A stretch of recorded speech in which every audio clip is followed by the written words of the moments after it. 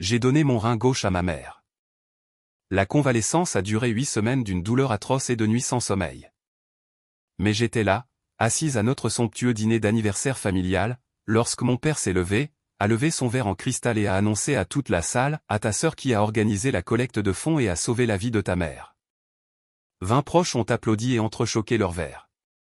Pas une seule personne ne m'a regardé. J'ai serré les dents et j'ai commencé à me lever, prête à crier la vérité. Mais ma mère m'a attrapé le poignet et m'a forcé à me rasseoir. Ses yeux étaient mouillés de larmes tandis qu'elle faisait glisser une serviette en papier froissé sur la table. Écrit en écriture frénétique et désordonnée, on pouvait lire « Nous avons reçu un rapport de l'hôpital. Veuillez ne pas exposer la collecte de fonds de Spencer. Sauvez l'honneur de notre famille. » Elle savait qu'elle avait un morceau de mon corps réel en elle et elle voulait que je reste silencieuse pour protéger sa fille chérie, l'enfant doré, et son précieux gendre blanc. Je m'appelle Morgane et j'ai 33 ans. Si vous avez déjà été sacrifié sur l'autel de la fausse réputation de votre famille, appuyez sur le bouton j'aime et abonnez-vous. Dites-moi d'où vous regardez dans les commentaires car vous voudrez certainement entendre comment j'ai décidé que cette famille n'avait plus aucun honneur à sauver. Pour vraiment comprendre l'audace absolue de cette serviette, vous devez comprendre l'illusion que ma famille vend au monde. Nous étions rassemblés dans un steakhouse haut de gamme du centre-ville pour célébrer le 40e anniversaire de mariage de mes parents. Mon père, Malcolm, est un ancien dans l'une des plus grandes églises majoritairement noires d'Atlanta. C'est un homme obsédé par l'image, l'héritage et la projection de ce qu'il appelle l'excellence noire à quiconque veut l'écouter. Ma mère Brenda est sa parfaite contrepartie, toujours habillée de tailleur de créateur, siégeant à d'innombrables conseils d'œuvres caritatives et veillant à ce que notre famille paraisse impeccable aux yeux de la congrégation. Puis il y a ma jeune sœur, Sydney. À 31 ans, Sydney est l'enfant doré incontesté. Elle n'a jamais occupé un vrai emploi plus de 6 mois, mais elle a des milliers d'abonnés sur les réseaux sociaux et une vie parfaitement mise en scène. Il y a 2 ans, elle a épousé Spencer, un homme blanc qui travaille dans ce qu'il appelle vaguement la crypto-monnaie et le capital risque. Mes parents vénèrent pratiquement Spencer. Pour eux, sa présence dans la famille a élevé leur statut. Ils l'ont traité comme un sauveur bien avant que ma mère ne tombe malade. Je suis l'exact opposé de Sydney. Je suis directrice senior de l'audit pour un grand conglomérat d'assurance santé. J'ai gravi les échelons de l'entreprise entièrement par moi-même. Je possède ma maison. Je paie mes propres factures et je ne demande jamais un centime à mes parents. Mais aux yeux de mon père, mon succès ne signifie rien parce que je suis célibataire et indépendante. Pour lui, je ne suis que la fille têtue et bourreau de travail qui refuse de rentrer dans le rang. Il y a 6 mois, les reins de ma mère ont commencé à défaillir. Les médecins nous ont dit que la liste d'attente pour un donneur décédé pouvait prendre des années. Des années qu'elle n'avait pas. Nous avions besoin d'un donneur vivant immédiatement. Sydney a commodément prétendu qu'elle était trop submergée par son nouveau mariage pour subir les tests. Spencer a dit que son groupe sanguin rendait cela impossible sans même vérifier. Alors, je me suis discrètement avancé. J'ai subi des semaines d'évaluation médicale rigoureuse, de dépistage psychologique et de tests physiques douloureux. J'étais un match parfait. J'ai accepté de faire la greffe de manière anonyme parce que je savais que si mes parents savaient que c'était moi, ils trouveraient d'une manière ou d'une autre le moyen de la minimiser ou de se plaindre que ma convalescence les incommodait. Je voulais simplement que ma mère vive. La chirurgie a été brutale. Ils ont retiré mon rein gauche par une incision de 15 cm qui a coupé à travers mon muscle abdominal. Pendant 2 mois, j'arrivais à peine à me tenir droite.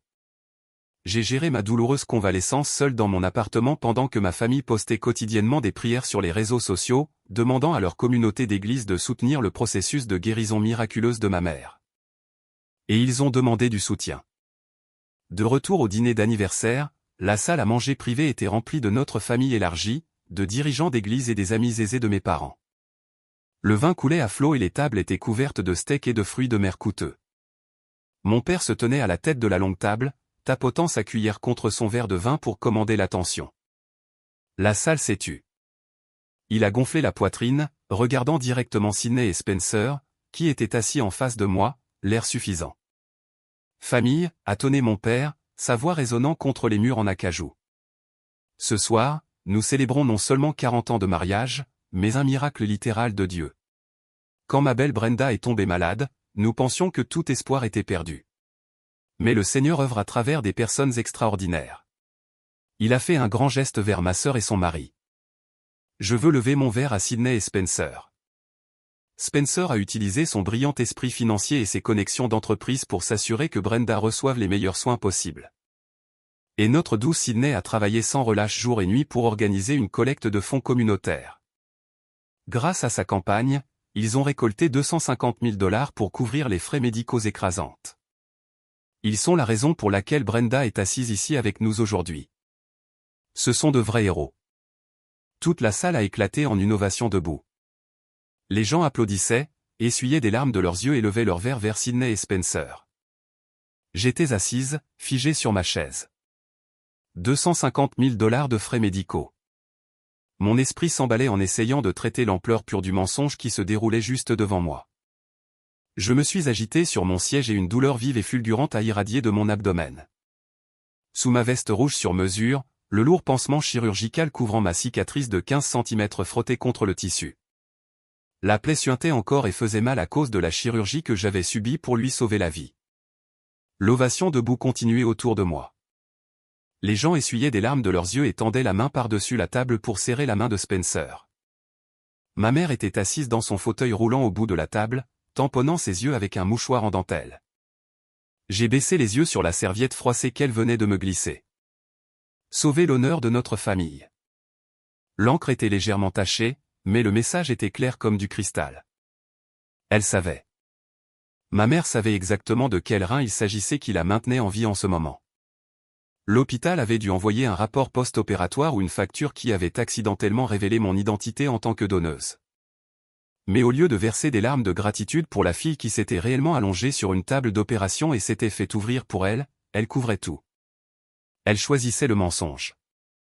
Elle choisissait l'image d'excellence noire que mon père désirait si désespérément. Sydney et Spencer étaient l'histoire parfaite pour leurs amis d'église aisés. Pour mes parents, une collecte de fonds réussie menée par un gendre blanc et une fille enfant dorée sonnait bien mieux que d'admettre que leur fille célibataire et bourreau de travail avait discrètement sauvé la situation. J'ai regardé ma mère et elle ne pouvait même pas croiser mon regard. Elle fixait simplement sa jupe, ses mains tremblant légèrement. L'audace pure de tout cela a fait bouillir mon sang. J'ai posé mes mains sur le bord de la lourde table en acajou et je me suis poussé pour me lever. Une nouvelle vague d'agonie a traversé mon côté gauche, mais je l'ai ignorée. Je suis restée là, grande et silencieuse, attendant que les applaudissements diminuent. La salle s'est lentement tue alors que les gens me remarquaient debout. Mon père a baissé son verre de vin, son sourire se transformant en une ligne serrée et irritée. « Morgane » a-t-il averti, sa voix basse et dangereuse. « Assieds-toi et laisse ta sœur avoir son moment. » Je ne me suis pas assise. J'ai fixé directement ma sœur de l'autre côté de la table. Elle portait une robe de créateur qui coûtait probablement plus que mon hypothèque mensuelle.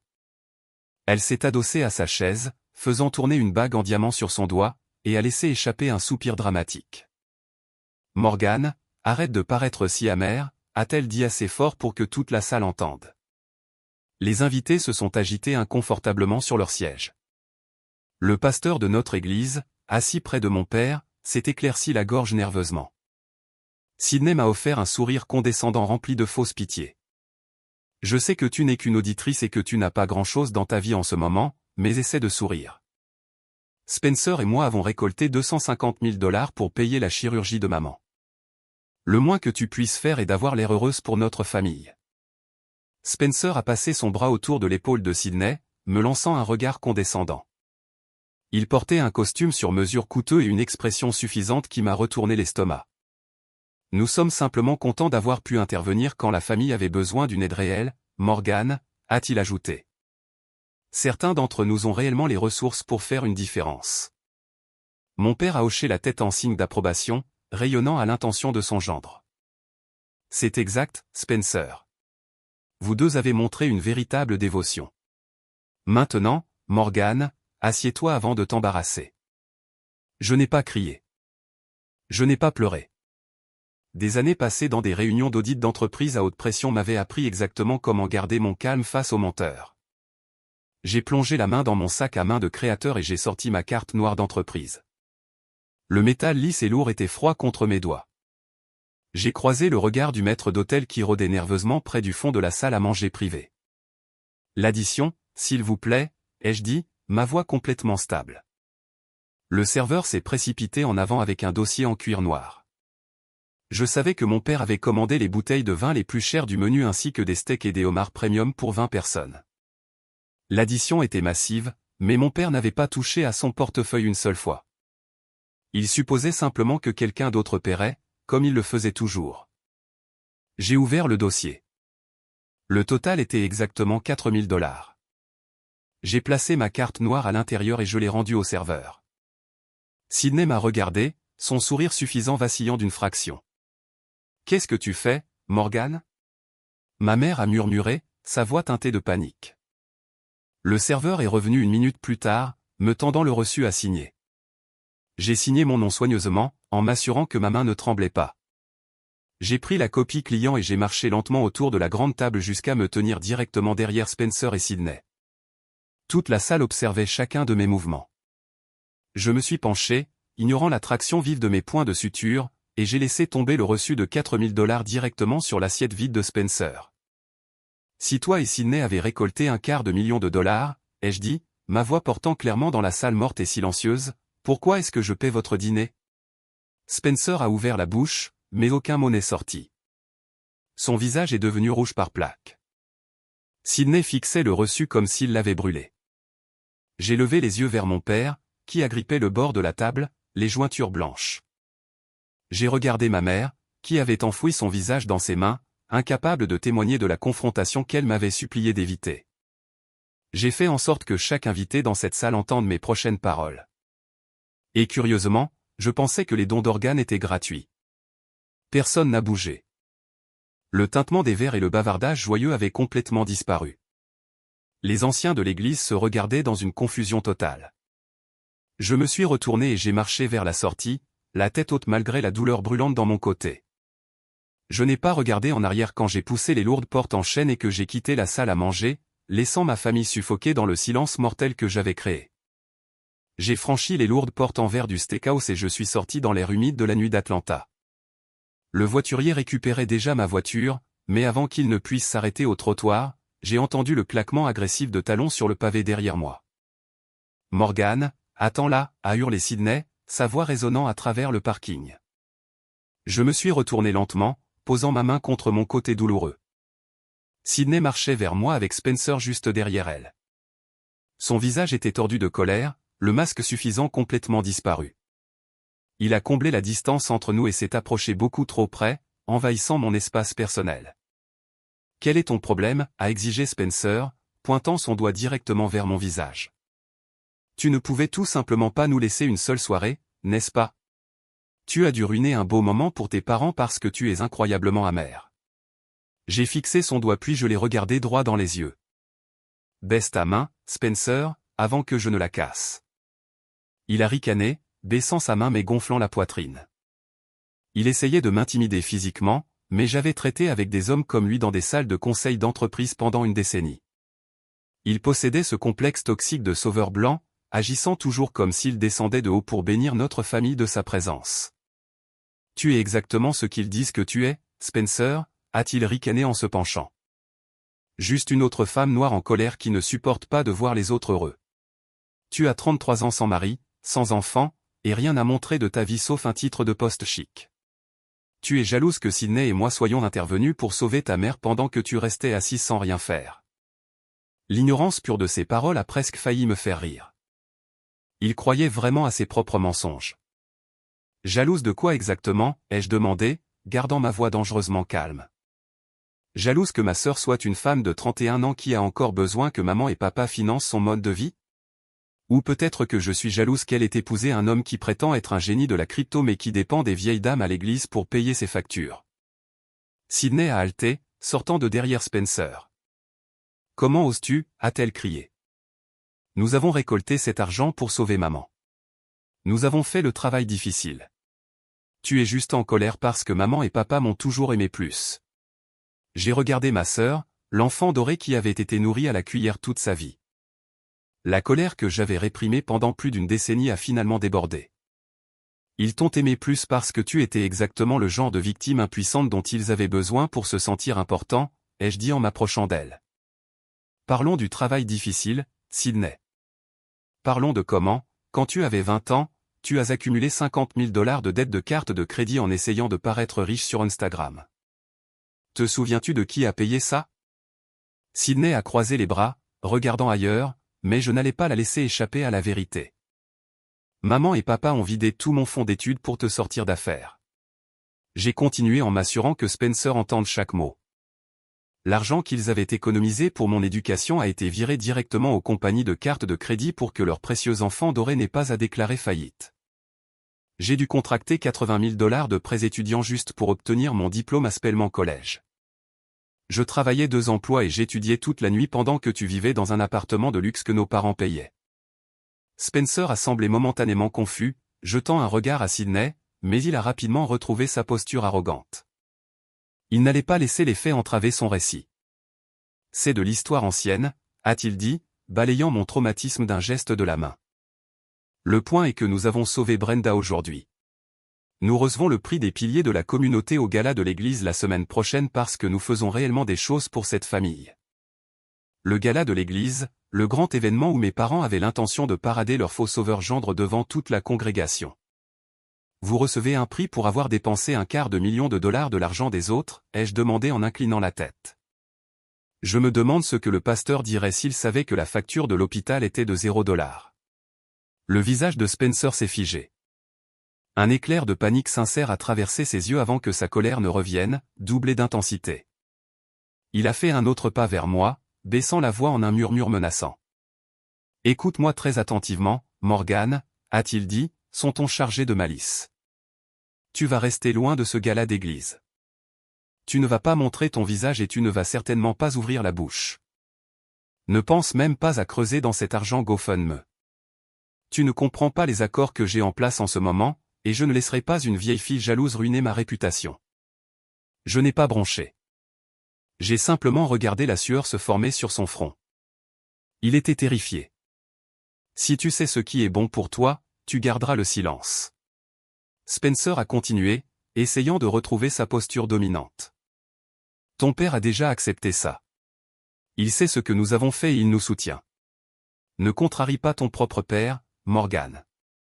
C'était la dernière pièce du puzzle. Mon père savait. Il avait probablement approuvé quelles que soient les escroqueries que Spencer menait avec les fonds de l'église.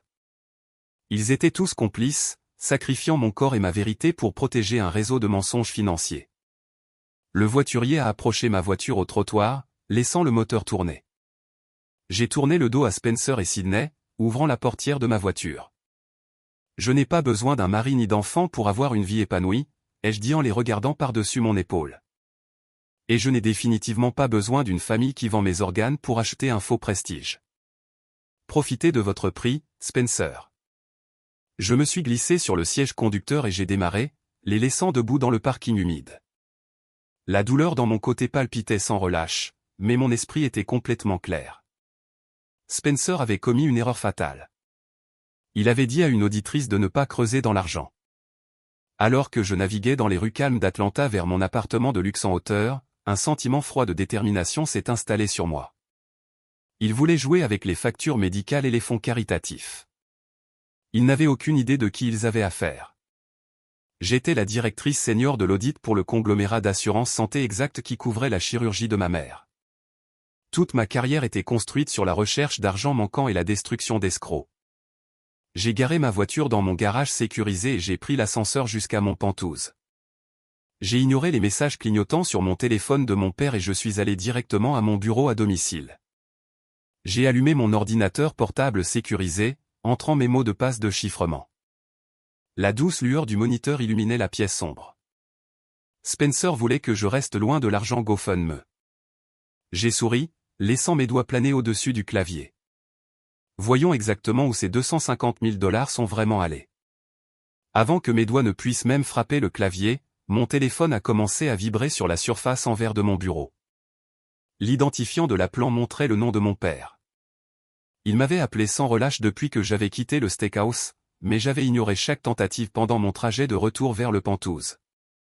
Cette fois, cependant, j'ai décidé de répondre.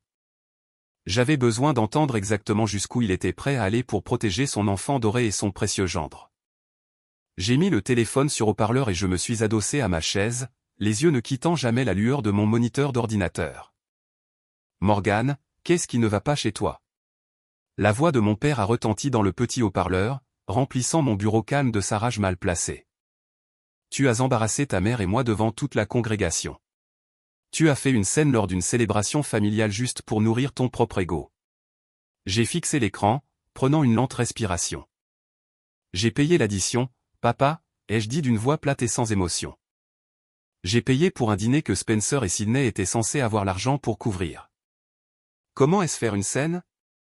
Ne joue pas à la plus maligne avec moi, Morgane, a-t-il claqué. Tu sais exactement ce que tu as fait. Tu essaies délibérément de ruiner le mariage de ta sœur par pure malice. Tu ne supportes pas le fait que Sydney ait trouvé un bon homme qui s'occupe d'elle. Un bon homme? J'ai répété les mots qui avaient un goût de cendre dans ma bouche. Papa, il utilise notre église pour financer son mode de vie et tu le laisses faire. Mon père n'a même pas fait une pause pour le nier. Spencer apporte du prestige à cette famille, a-t-il insisté, sa voix dégoulinant de cette vieille déception familière qu'il réservait toujours juste pour moi. Il a des connexions dans le monde de l'entreprise dont nous avons besoin. Il élève notre standing dans la communauté. Les gens regardent Sydney et Spencer et ils voient le succès. Ils voient l'excellence noire fusionnant avec la richesse générationnelle. Qu'est-ce qu'ils voient quand ils te regardent, Morgane? J'ai fermé les yeux. La douleur palpitante dans mon côté où ils avaient retiré mon rein il y a quelques semaines s'est ravivée, me rappelant exactement ce que j'avais sacrifié pour cette famille. J'ai pressé ma main contre mon abdomen, sentant les épais bandages sous ma chemise. Il voit une célibataire bourreau de travail qui approche les 35 ans et qui n'a rien à montrer sauf un bel appartement et une attitude amère. Mon père a continué en enfonçant le couteau exactement là où il savait que ça ferait le plus mal. Tu m'embarrasses, Morgane. Tu as toujours dû être la difficile. Tu as toujours dû défier l'ordre naturel des choses. J'ai écouté l'homme qui était censé me protéger me démolir complètement juste pour protéger un gendre qui escroquait activement notre communauté. L'hypocrisie était suffocante. Je t'interdis d'assister au gala de l'église la semaine prochaine. Mon père a ordonné, son ton ne laissant aucune place à la discussion. Je ne te laisserai pas assise dans les bancs à foudroyer ta sœur du regard pendant qu'elle reçoit un prix qu'elle mérite. Tu resteras dans ton appartement et tu garderas ta bouche fermée à propos de l'argent GoFundMe. Si tu essaies de ruiner cette soirée pour notre famille, je m'assurerai personnellement que le conseil d'église t'exclut. Tu seras morte pour nous. Une seule larme a coulé sur ma joue. C'était un réflexe involontaire. Une habitude persistante de la petite fille qui voulait simplement que son papa soit fier d'elle. Mais alors que cette larme touchait la surface en verre de mon bureau, quelque chose en moi s'est définitivement enclenché. La tristesse s'est évaporée instantanément, remplacée par un calme froid et calculateur. Les larmes se sont arrêtées. J'ai essuyé mon visage et j'ai approché le téléphone plus près de ma bouche. Je ne serai pas au gala pour t'embarrasser, papa, ai-je dit doucement. Bien, a-t-il grogné, semblant soulagé que ses tactiques d'intimidation aient encore fonctionné une fois. Assure-toi de rester à l'écart, concentre-toi sur tes dossiers d'audit et laisse les vraies affaires aux hommes de cette famille. Il a terminé l'appel. La ligne est devenue morte. J'étais assise dans le silence de mon appartement de luxe high-tech. Les fenêtres du sol au plafond offraient une vue panoramique sur la skyline d'Atlanta. Mais je ne regardais pas les lumières scintillantes de la ville. Je regardais le portail de connexion sécurisé du plus grand conglomérat d'assurance santé du Sud-Est. Mon employeur, mon domaine. Laisse les vraies affaires aux hommes de cette famille. Ces mots ont résonné dans mon esprit alors que je posais à nouveau les deux mains sur le clavier. Mon père et Spencer pensaient que je n'étais qu'une comptable, une vieille fille misérable poussant des papiers dans un box. Ils n'avaient aucune idée de ce qu'une directrice senior de l'audit faisait réellement. Ils n'avaient aucune idée que mon habilitation de sécurité me donnait un accès illimité aux bases de données financières et médicales les plus protégées du pays. Spencer voulait jouer le rôle du sauveur blanc riche. Mon père voulait jouer le rôle du patriarche prestigieux. Et ma mère voulait jouer le rôle de la survivante reconnaissante tout en cachant la fille qui avait réellement saigné pour lui sauver la vie. Ils avaient construit tout un empire de mensonges sur mon fond d'études volées, mon humiliation constante et mon rein gauche manquant. J'ai fait craquer mes articulations et j'ai commencé à taper. Le système d'assurance a accepté mes identifiants maîtres sans hésitation. En tant que directrice senior de la division d'audit, j'avais l'autorité ultime pour extraire n'importe quel examen de dossier, n'importe quelle réclamation et tracer n'importe quel paiement passant par notre réseau massif. Ma mère était couverte par mon plan d'assurance corporate personnel. Je l'avais ajouté à ma police exécutive Platinum au moment où ses reins avaient commencé à défaillir, assurant qu'elle obtiendrait les meilleurs soins possibles sans attendre un financement étatique ou traité avec des limites de couverture terribles. J'ai tapé son nom dans la barre de recherche, Brenda Carter. Le système a extrait son historique médical détaillé en une fraction de seconde. J'ai navigué vers le département de facturation et filtré les résultats financiers des 3 derniers mois. Cette période couvrait toute la phase de test préopératoire, la chirurgie de greffe elle-même et ses soins post-opératoires en cours à l'unité de soins intensifs. La barre de progression à l'écran s'est chargée et une facture hautement détaillée est apparue devant moi. Il était temps de chasser. Mes yeux ont scanné la liste détaillée des charges médicales, chambre et pension pour 2 semaines dans le service spécialisé de greffe, les frais de l'équipe chirurgicale, l'anesthésie spécialisée, les médicaments anti-rejet coûteux dont elle aurait besoin pour le reste de sa vie. Les séances quotidiennes de thérapie physique. Le coût total de la procédure et du séjour à l'hôpital était astronomique, totalisant des centaines de milliers de dollars, exactement comme Spencer l'avait prétendu quand il avait mis en place la collecte de fonds pour notre communauté d'église. Mais je ne regardais pas le coût total. Je regardais la colonne de responsabilité du patient. Je regardais le montant exact d'argent que mes parents ou Spencer avaient réellement dû payer de leur poche à l'hôpital. J'ai fait défiler jusqu'au bas de la page sécurisée où le solde final était calculé après l'application de mon assurance corporate Platinum. Le chiffre me regardait en noir et blanc pur, confirmant chaque sombre soupçon que j'avais jamais eu sur ma sœur et son mari. J'ai laissé échapper un rire sec et sans humour qui a résonné dans la pièce vide. Spencer et Sydney s'étaient tenus devant toute notre congrégation d'église, pleurant et suppliant pour des dons. Ils avaient convaincu des veuves âgées de donner leur chèque de pension. Ils avaient convaincu des familles travailleuses de donner leurs maigres économies pour couvrir la dette médicale écrasante que ma mère était censée avoir contractée. Ils avaient récolté $250 000 au nom du sauvetage d'une vie. J'ai fixé l'écran, gravant l'image indéniable dans ma mémoire. Le système ne mentait pas.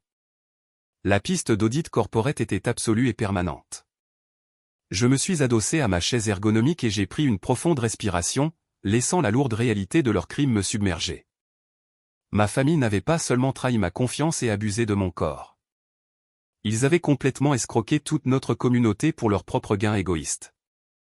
Et j'allais brûler leur faux empire jusqu'au sol. Le curseur vert clignotait contre le fond sombre de mon logiciel d'audit. J'ai fixé la dernière ligne du registre de facturation pour la greffe de rein de ma mère. Les charges brutes étaient stupéfiantes.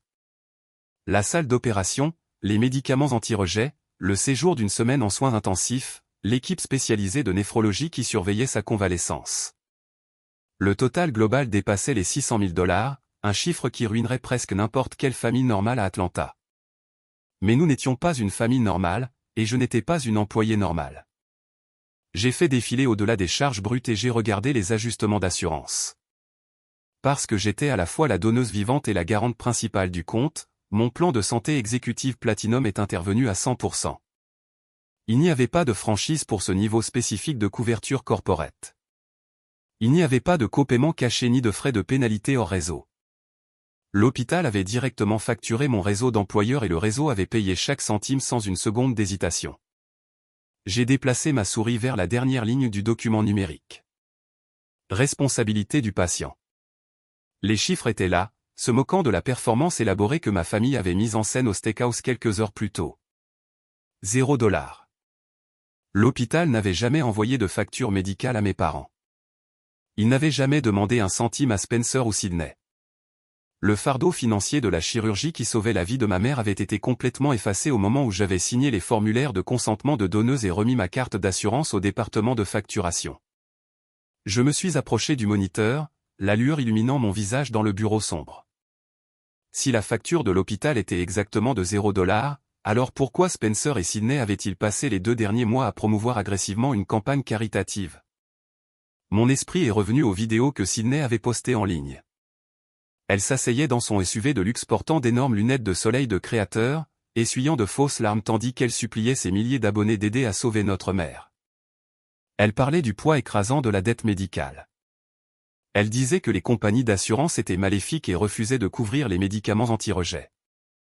C'était un script parfaitement conçu pour manipuler l'empathie humaine et générer une sympathie virale. Et Spencer avait poussé la tromperie encore plus loin.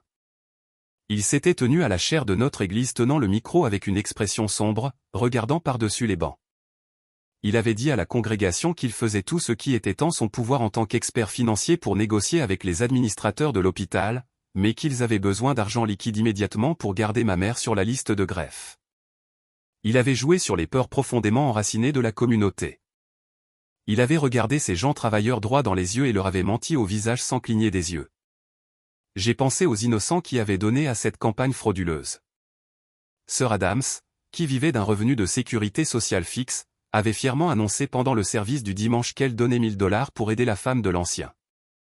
Frère Thomas avait organisé un fiche free le week-end et donné chaque centime des profits au fonds médical, étudiants universitaires, mères célibataires, ouvriers d'usines retraités. La congrégation était remplie de noirs généreux et aimants qui croyaient qu'ils entouraient de leurs bras un pilier de leur communauté dans son heure la plus sombre.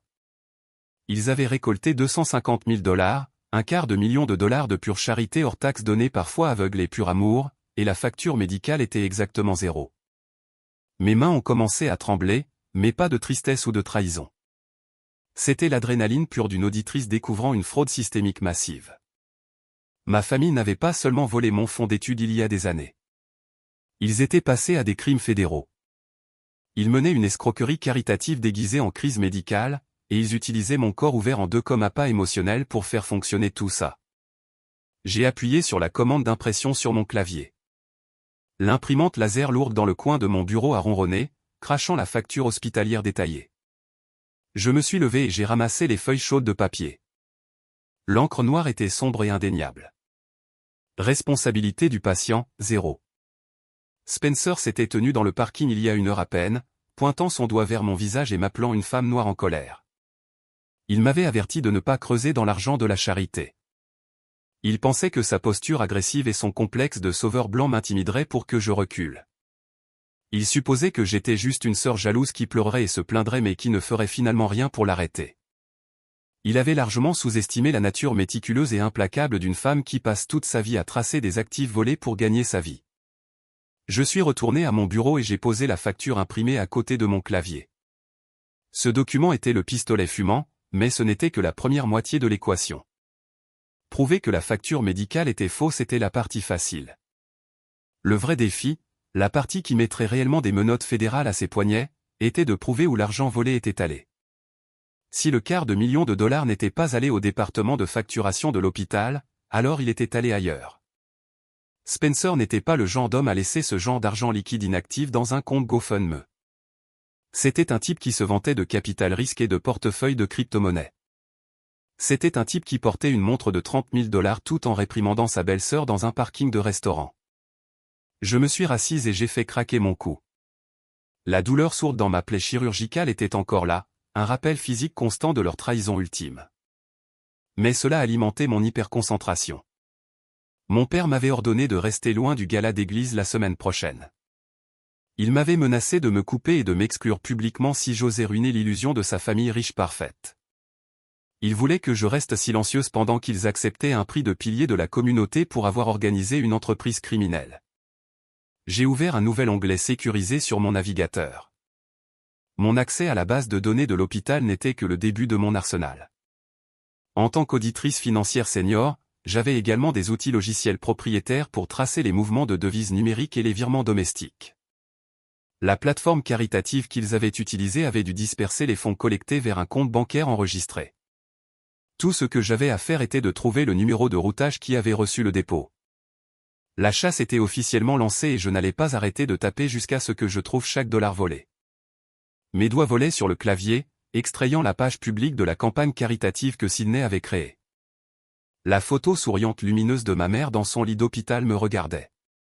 En dessous se trouvait la barre de progression, affichant fièrement les $250 000 qu'ils avaient collectés avec succès auprès de notre famille d'église. La plateforme avait un historique de paiement transparent conçu pour assurer aux donateurs que leur argent était livré aux bénéficiaires.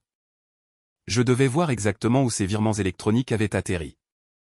En utilisant mon logiciel de comptabilité judiciaire corporate, j'ai effectué une recoupement sur le registre public de la plateforme caritative.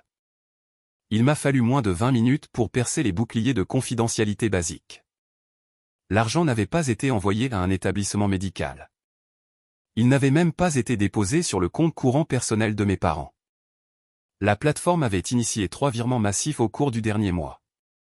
Tous les 3 virements étaient routés directement vers un compte bancaire corporate situé dans le Delaware. Le Delaware est tristement célèbre pour agir comme un paradis fiscal domestique, un endroit où les gens peuvent enregistrer des sociétés écrans anonymes pour cacher des actifs.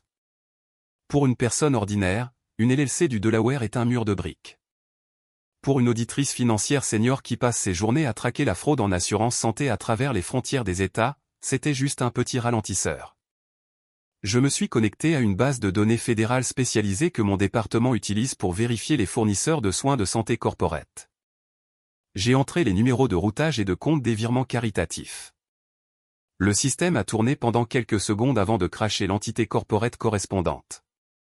C'était une société à responsabilité limitée appelée Apex Digital Holdings. L'agent enregistré n'était qu'un service générique de réexpédition de courrier, mais je ne me souciais pas de l'agent. Je voulais le membre gérant. J'ai creusé plus profond. J'ai extrait les documents d'incorporation et les numéros d'identification fiscale associés. L'écran a chargé les documents de dépôt originaux. C'était là en texte clair. Le seul membre gérant et bénéficiaire principal d'Apex Digital Holdings était Spencer. Le faux sauveur blanc qui venait de se tenir dans le parking et de me dire qu'il avait les ressources pour faire une différence dirigeait l'argent caritatif vers une société écran secrète. Ma mâchoire s'est serrée si fort que mes dents ont fait mal. J'ai décidé de déchirer toute sa vie financière. J'ai fait passer son nom et son numéro de sécurité sociale dans nos algorithmes d'évaluation des risques.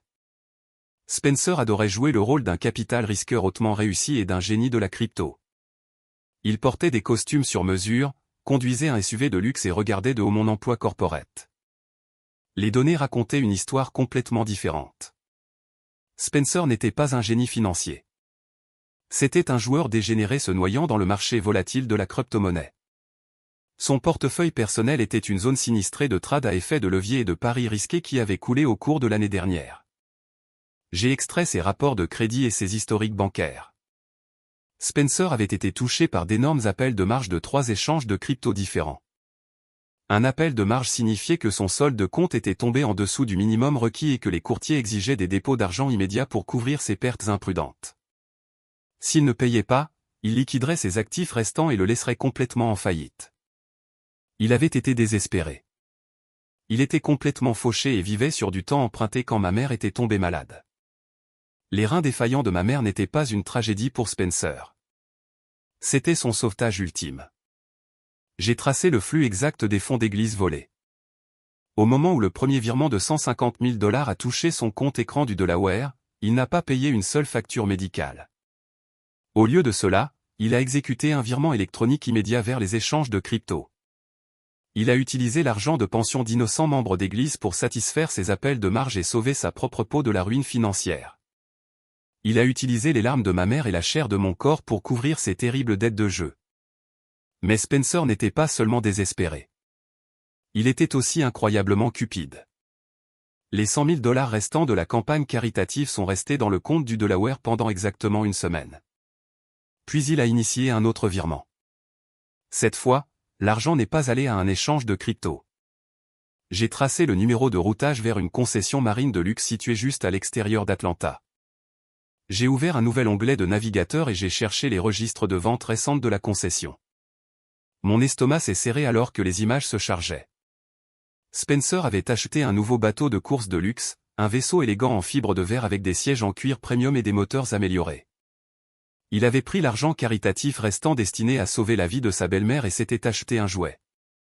Il avait probablement prévu d'emmener ses amis riches sur le lac cet été, buvant du champagne et se vantant de ses investissements crypto réussis. J'ai pensé au visage des gens de notre congrégation. Les gentilles vieilles dames qui s'asseyaient toujours au premier rang et glissaient de l'argent durement gagné dans le plateau de collecte. Les pères travailleurs qui faisaient des doubles shifts juste pour nourrir leurs enfants. Ils avaient creusé profondément dans leurs poches parce que ma sœur s'était tenue devant eux et avait pleuré. Elle avait peint un tableau d'une famille désespérée luttant contre un système de santé injuste. Ils avaient donné leur argent par pur amour et dévotion désintéressée. Spencer avait pris cet amour et l'avait utilisé pour effacer ses propres échecs pathétiques. Il avait manipulé toute une communauté de noirs généreux tout en se cachant derrière ses costumes sur mesure et sa fausse supériorité. La maladie de ses actions a serré ma poitrine. Il n'était rien d'autre qu'un parasite se nourrissant des mêmes personnes qu'il regardait de haut. Je me suis adossé et j'ai fixé le plafond de mon pentouse. Ma cicatrice physique brûlait, un rappel constant du rein qu'il m'avait pris pendant qu'il volait notre communauté. Il pensait qu'il s'en était tiré avec le crime parfait. Il pensait que personne ne demanderait jamais à voir les reçus parce que mes parents étaient trop obsédés par leur image prestigieuse pour jamais questionner le riche gendre blanc.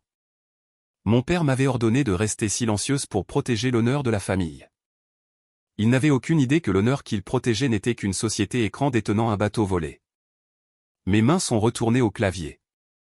J'avais toutes les preuves dont j'avais besoin. La facture d'hôpital montrant 0 dû, les journaux de transfert de la plateforme caritative, les documents d'incorporation de la LLC du Delaware prouvant la propriété de Spencer, les relevés bancaires montrant les paiements d'appel de marge, et le reçu de la concession marine. C'était une piste parfaitement documentée de fraude par virement fédéral et de fraude caritative. J'ai rassemblé les pages imprimées et les ai empilées soigneusement sur mon bureau. Je m'étais promis que je ne crierais ni ne pleurerais plus.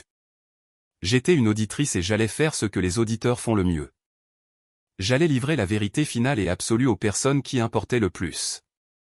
Mais alors que je fixais la pile de documents imprimés sur mon bureau, une nouvelle question me taraudait à l'arrière de l'esprit. Comment Spencer avait-il réellement sorti l'argent de la plateforme caritative? Je savais comment fonctionnaient ces collectes de fonds à grande échelle parrainées par l'Église. Elles étaient lourdement réglementées pour empêcher exactement ce genre d'exploitation.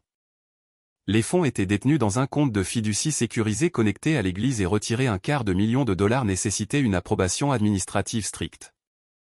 Spencer ne pouvait pas simplement se connecter et virer l'argent liquide vers sa société écran du Delaware tout seul. Il avait besoin d'une autorisation d'un dirigeant communautaire vérifié. Il avait besoin d'un ancien de l'Église pour approuver les formulaires de libération. Mes doigts se sont sentis lourds alors que je naviguais vers le portail caritatif affilié à l'Église. Le système était bien moins sécurisé que les bases de données d'assurance corporate que j'audite tous les jours. Il m'a fallu seulement quelques minutes pour contourner les pare-feux administratifs basiques et accéder au classeur numérique interne. J'ai cherché la campagne médicale spécifique de ma mère et j'ai téléchargé les formulaires d'autorisation de décaissement finaux. Le document PDF s'est chargé sur mon écran. Il détaillait les 3 virements massifs dirigés vers Apex Digital Holdings. J'ai fait défiler jusqu'au bas de la page pour trouver la section de vérification obligatoire.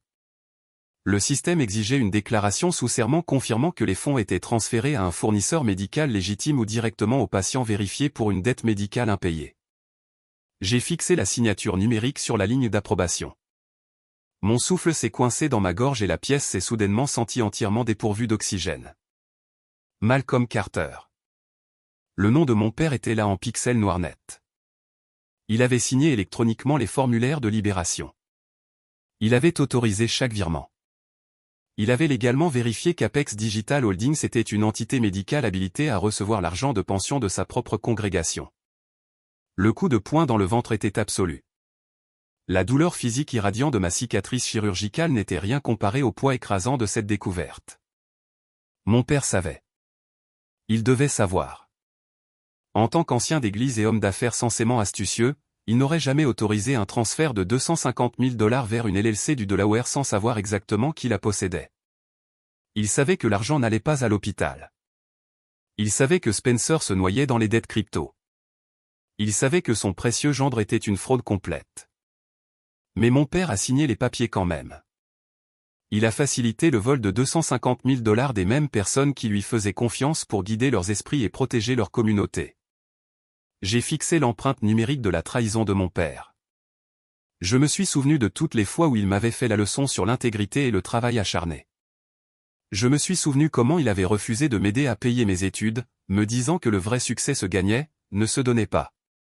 Pourtant, il remettait les économies de vie de vieille veuve à un homme qui les avait toutes pariées sur des pièces numériques. Il avait volé Sœur Adams. Il avait volé Frère Thomas. Il avait volé les personnes qui le regardaient pour un guidage moral. Les pièces du puzzle se sont assemblées dans mon esprit, créant une image si grotesque qu'elle m'a rendue physiquement nauséeuse. Spencer était fauché et faisait face à une ruine financière complète.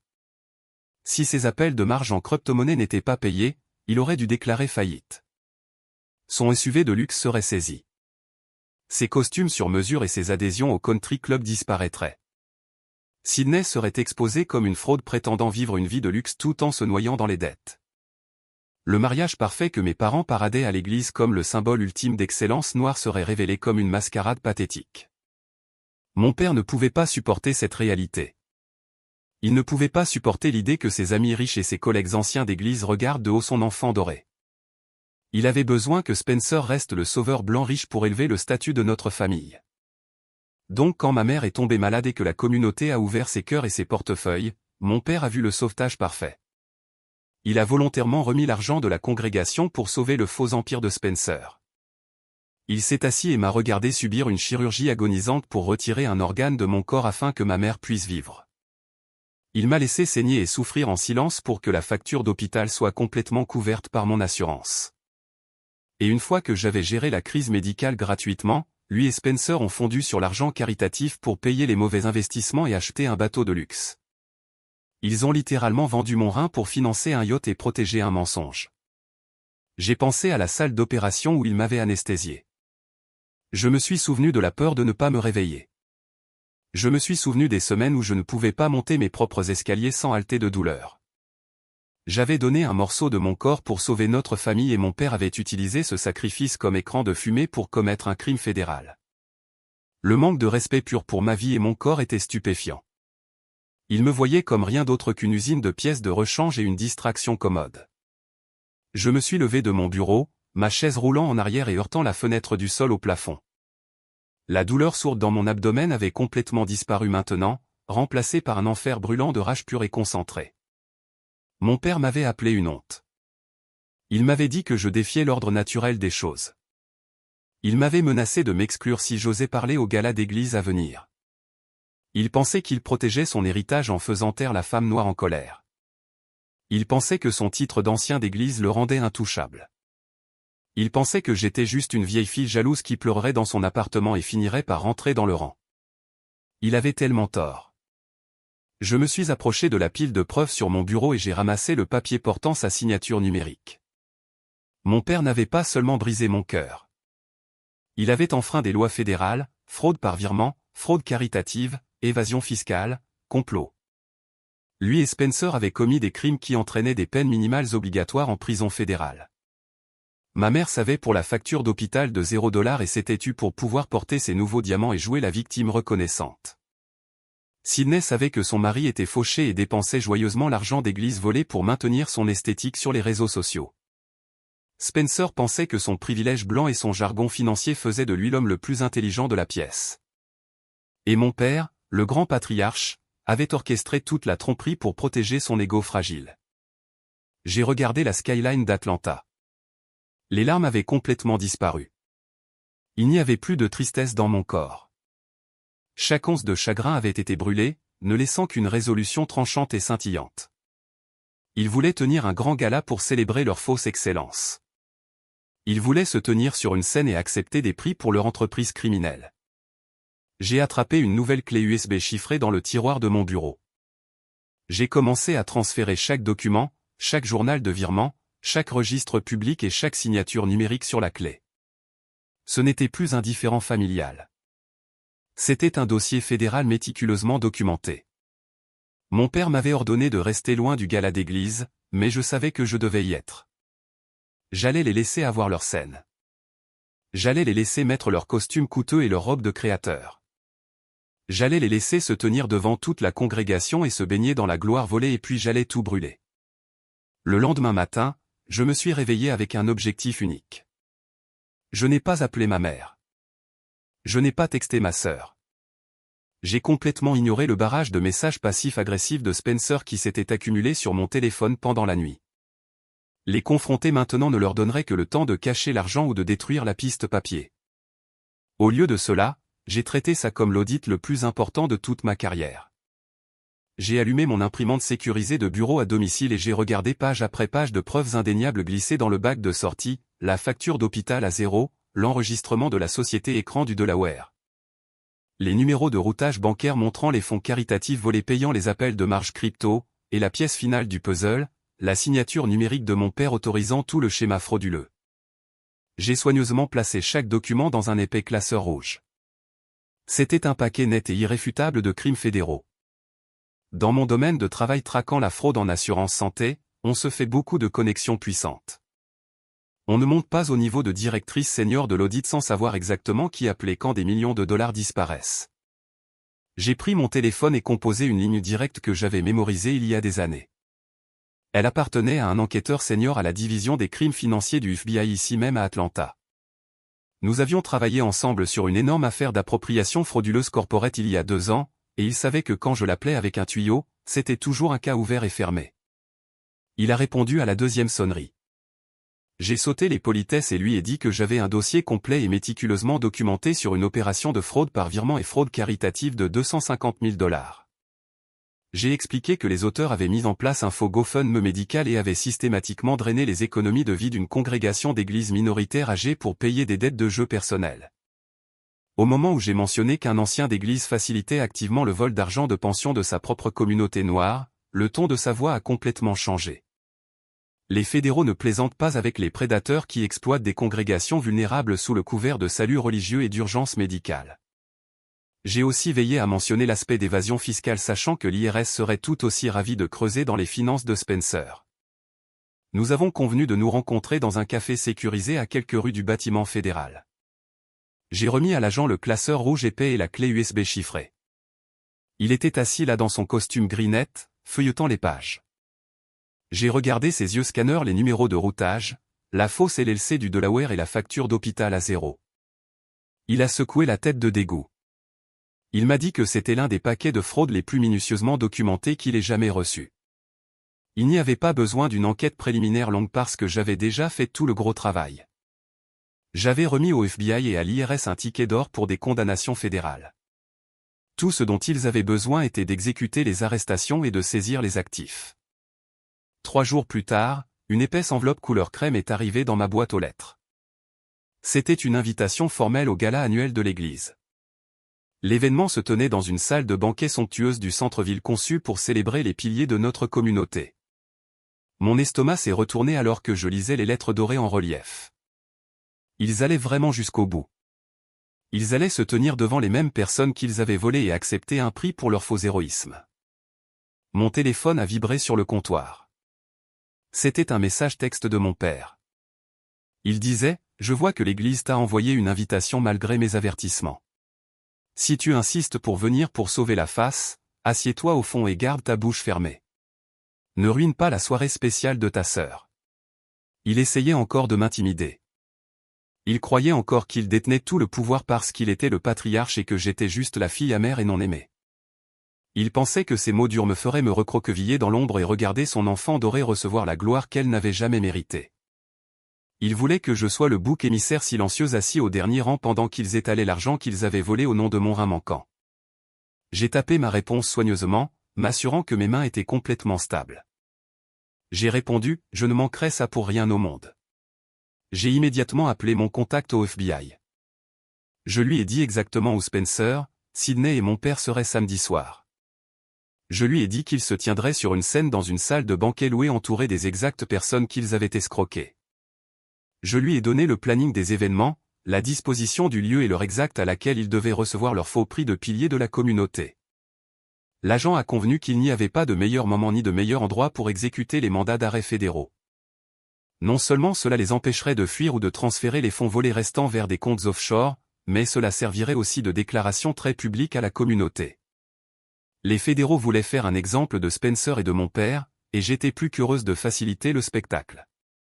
Nous avons passé les 2 jours suivants à coordonner la logistique de la descente en direct. J'ai fourni à l'FBI la liste des invités pour m'assurer qu'aucun membre innocent d'église ne serait pris dans les tirs croisés.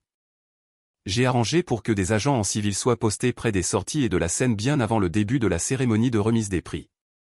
J'ai même payé l'équipe audiovisuelle du lieu un très généreux pourboire sous la table pour m'assurer d'avoir un accès illimité au projecteur principal et au système de son au moment voulu. Ma famille avait passé toute ma vie à essayer de me faire taire. Ils avaient littéralement pris un morceau de mon corps et m'avaient ensuite dit de m'asseoir au fond de la salle et de garder ma bouche fermée pendant qu'ils volaient notre peuple. Ils avaient construit une fragile maison de verre sur une fondation de mensonges, de cupidité et de complexes de sauveur blanc. J'ai raccroché avec le FBI et j'ai regardé mon tailleur cramoisi sur mesure accroché à la porte du placard. C'était la tenue que j'avais choisie pour le gala. Une couleur de pouvoir qui exigeait l'attention, une couleur qui correspondait parfaitement à la cicatrice fraîche qu'ils avaient laissée sur mon corps. Le samedi soir approchait rapidement, et le piège fédéral était parfaitement tendu. Mon père voulait un spectacle d'excellence noire et de prestige. Il allait avoir un siège au premier rang pour la performance la plus inoubliable de toute sa vie. La nuit du gala est arrivée avec une humidité suffocante qui collait aux rues d'Atlanta. Mais à l'intérieur de la grande salle de bal du centre-ville, l'air était frais et épais de parfums coûteux et de parfums de créateurs. J'ai remis mes clés au voiturier et j'ai pris une lente et délibérée respiration avant de marcher sur le tapis moelleux du foyer. La douleur dans mon côté était un rappel brûlant vif du rein que je n'avais plus, mais j'ai forcé ma colonne vertébrale à se redresser. J'ai lissé les revers de mon tailleur cramoisi sur mesure, m'assurant que le lourd pansement chirurgical était complètement dissimulé sous le tissu structuré. La couleur rouge audacieuse contrastait fortement avec la mer de robe noire et or conservatrice remplissant la salle. C'était une déclaration, un avertissement qu'ils étaient trop aveugles pour voir.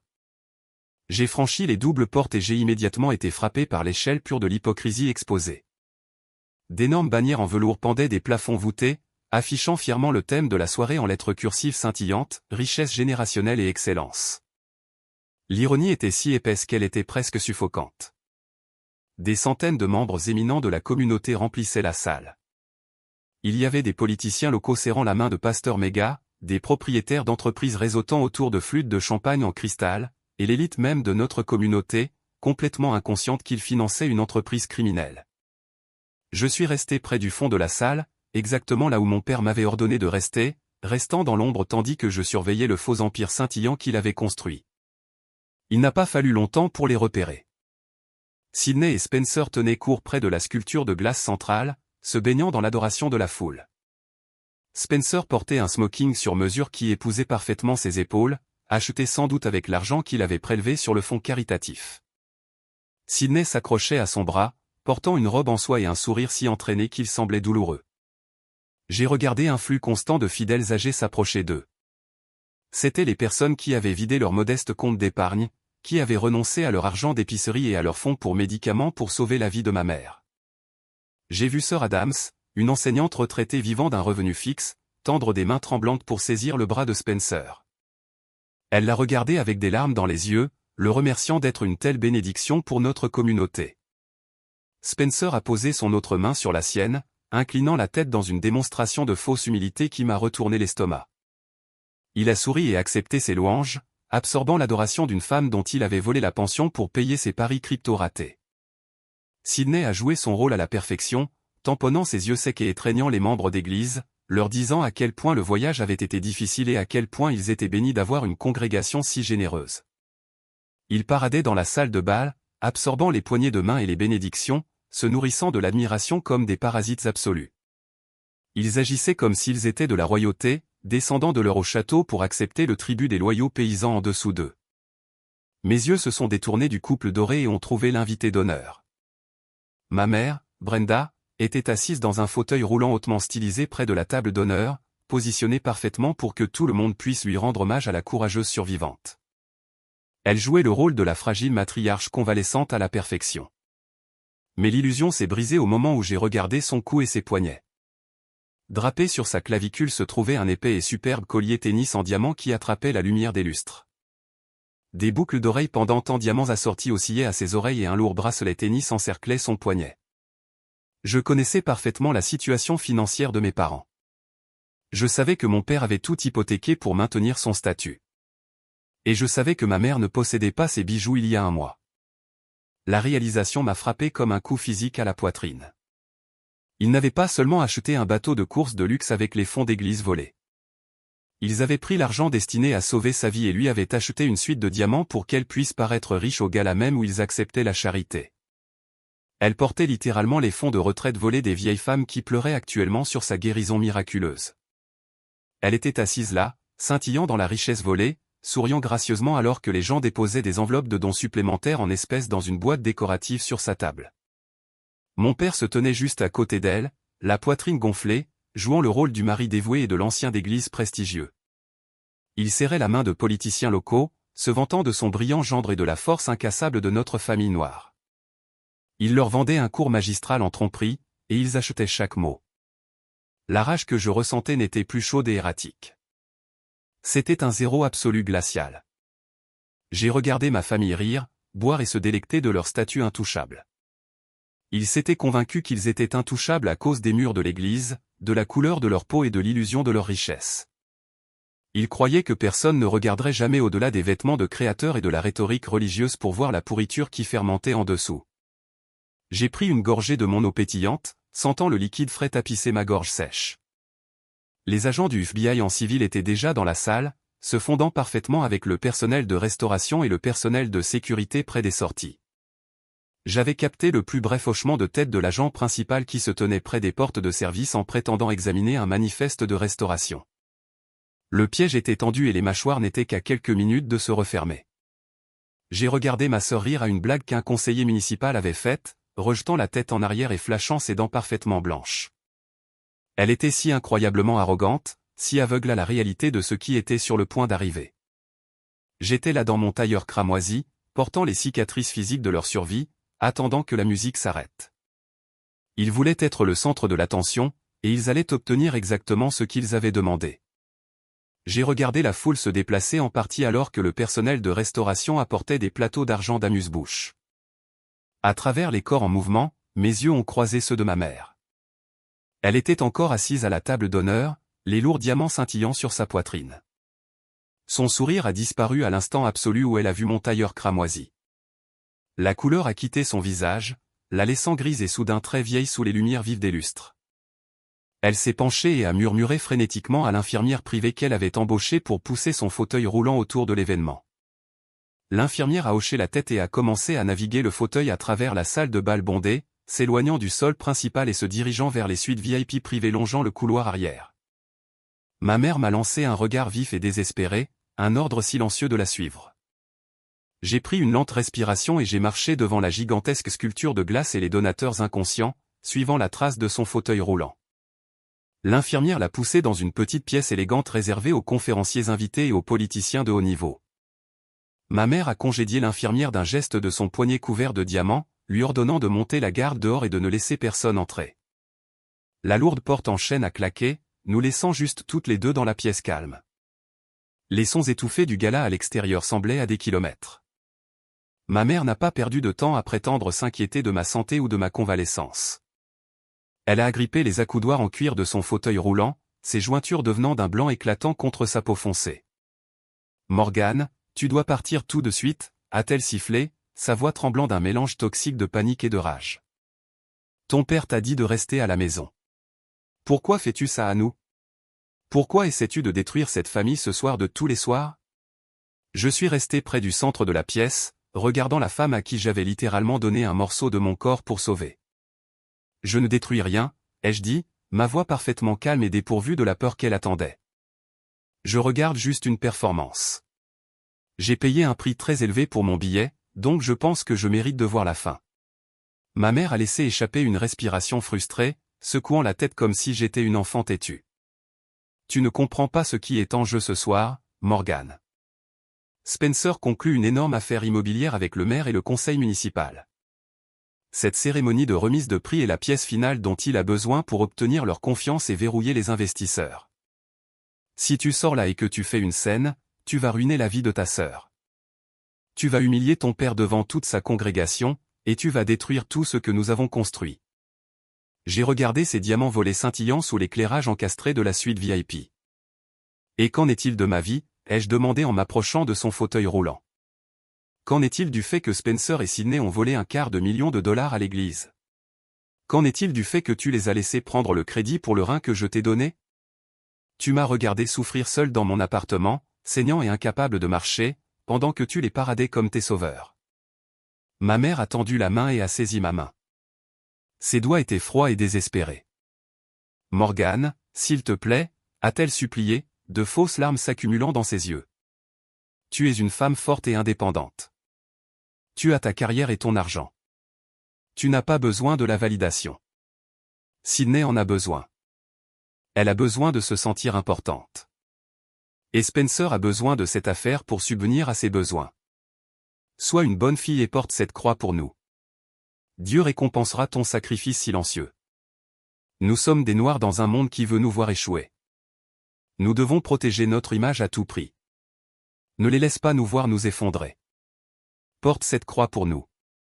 Les mots flottaient dans l'air stérile de la suite VIP. Elle utilisait notre race, notre foi et mon indépendance comme arme pour me forcer à la soumission. Elle voulait que je sois la forte femme noire qui absorbe toute la douleur, tout le vol et tout le manque de respect juste pour que son enfant doré puisse jouer à la maison avec un fraudeur blanc. Elle me demandait d'avaler des crimes fédéraux et un fonds de pension volé pour protéger un faux héritage. Elle ouéaponisait ma résilience pour protéger son enfant préféré. J'ai regardé ses mains agrippant les miennes. Je ne ressentais plus aucune colère. La rage brûlante qui m'avait propulsé à travers les bases de données d'hôpital et les réunions du FBI avait complètement disparu. Tout ce qui restait était une pitié profonde et creuse. J'ai regardé profondément dans les yeux de ma mère, cherchant même une once d'amour maternel, de gratitude sincère pour la vie que je lui avais rendue. Il n'y avait rien. Le puits était complètement sec. Elle n'était qu'une mondaine désespérée, terrifiée de perdre son statut au country club et ses bijoux volés. J'ai doucement mais fermement retiré ma main de son emprise. J'ai reculé, mettant une distance émotionnelle et physique entre nous qui durerait le reste de ma vie. Tu as échangé ma chair et mon sang contre une fausse Rolex et un complexe de sauveur blanc, ai-je dit, les mots tombant de mes lèvres comme de lourdes pierres. Tu as vendu les mêmes personnes qui ont prié pour ta guérison juste pour pouvoir porter des diamants volés à une fête d'église. Ma mère a haleté, sa main volant à sa gorge comme si je l'avais physiquement frappée. Morgane, comment peux-tu parler à ta mère comme ça? Tu n'es plus ma mère, ai-je répondu, ma voix tombant à un murmure mort. Une mère protège ses enfants. Une mère n'en ouvre pas une pour nourrir l'autre. Tu as fait ton choix quand tu as signé ces virements avec papa. Tu as choisi l'illusion, donc tu peux t'asseoir ici et la regarder se briser. Je me suis retourné et j'ai marché vers la lourde porte en bois. Elle a crié mon nom, sanglotant, me disant que j'étais une enfant amère et jalouse qui mourait seule. Ces mots ont rebondi sur moi sans laisser une seule marque. Elle n'avait plus aucun pouvoir sur moi.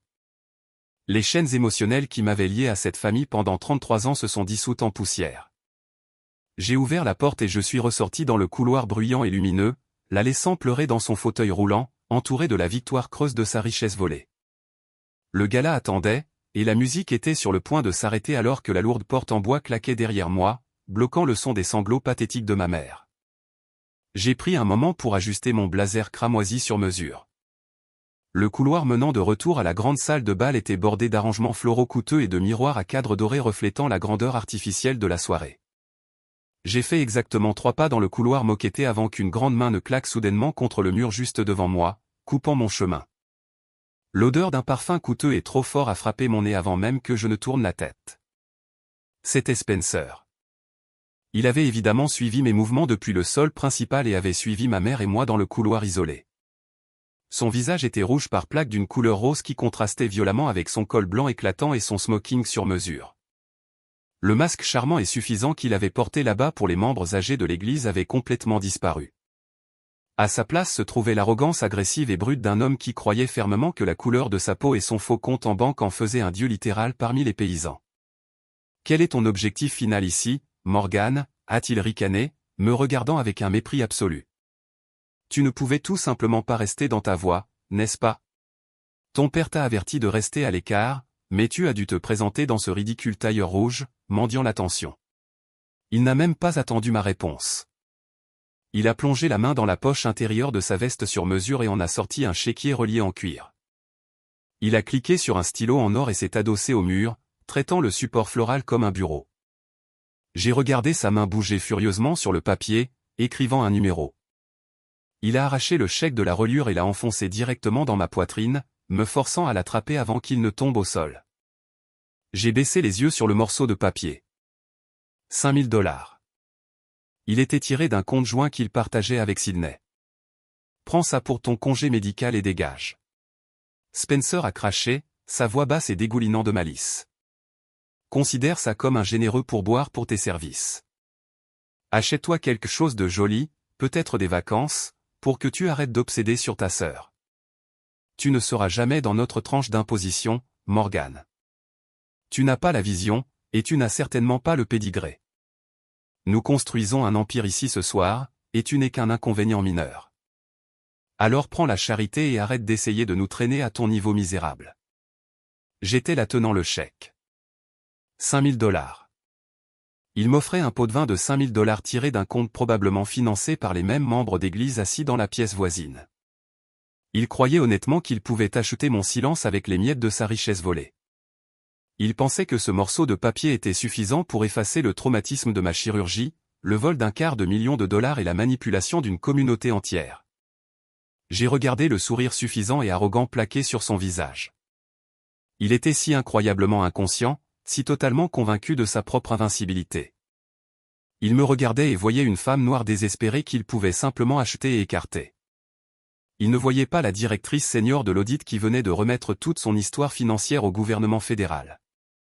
Il ne voyait pas l'architecte de sa perte imminente. Je n'ai pas crié. Je n'ai pas élevé la voix. J'ai simplement agrippé les bords du chèque et les déchiré proprement en deux. Le son tranchant de la déchirure a résonné parfaitement dans le couloir calme.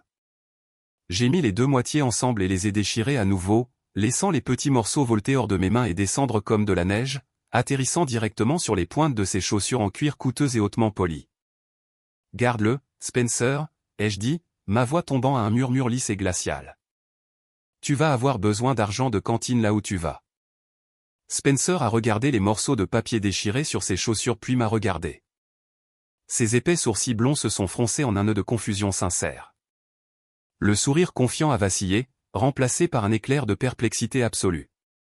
Il a ouvert la bouche pour parler, pour lancer une autre insulte ou peut-être exiger une explication, mais son cerveau ne pouvait pas traiter la menace. Le concept d'une femme noire lui disant qu'il allait en prison ne se calculait tout simplement pas dans son esprit arrogant. Il pensait qu'il était intouchable, protégé par son mariage avec la famille préférée du pasteur et sa propre supériorité perçue. Je ne lui ai pas donné la chance de comprendre. J'ai contourné sa silhouette figée, mes talons claquant rythmiquement sur le sol. La douleur sourde dans mon côté était complètement oubliée, remplacée par le flux froid et régulier d'adrénaline.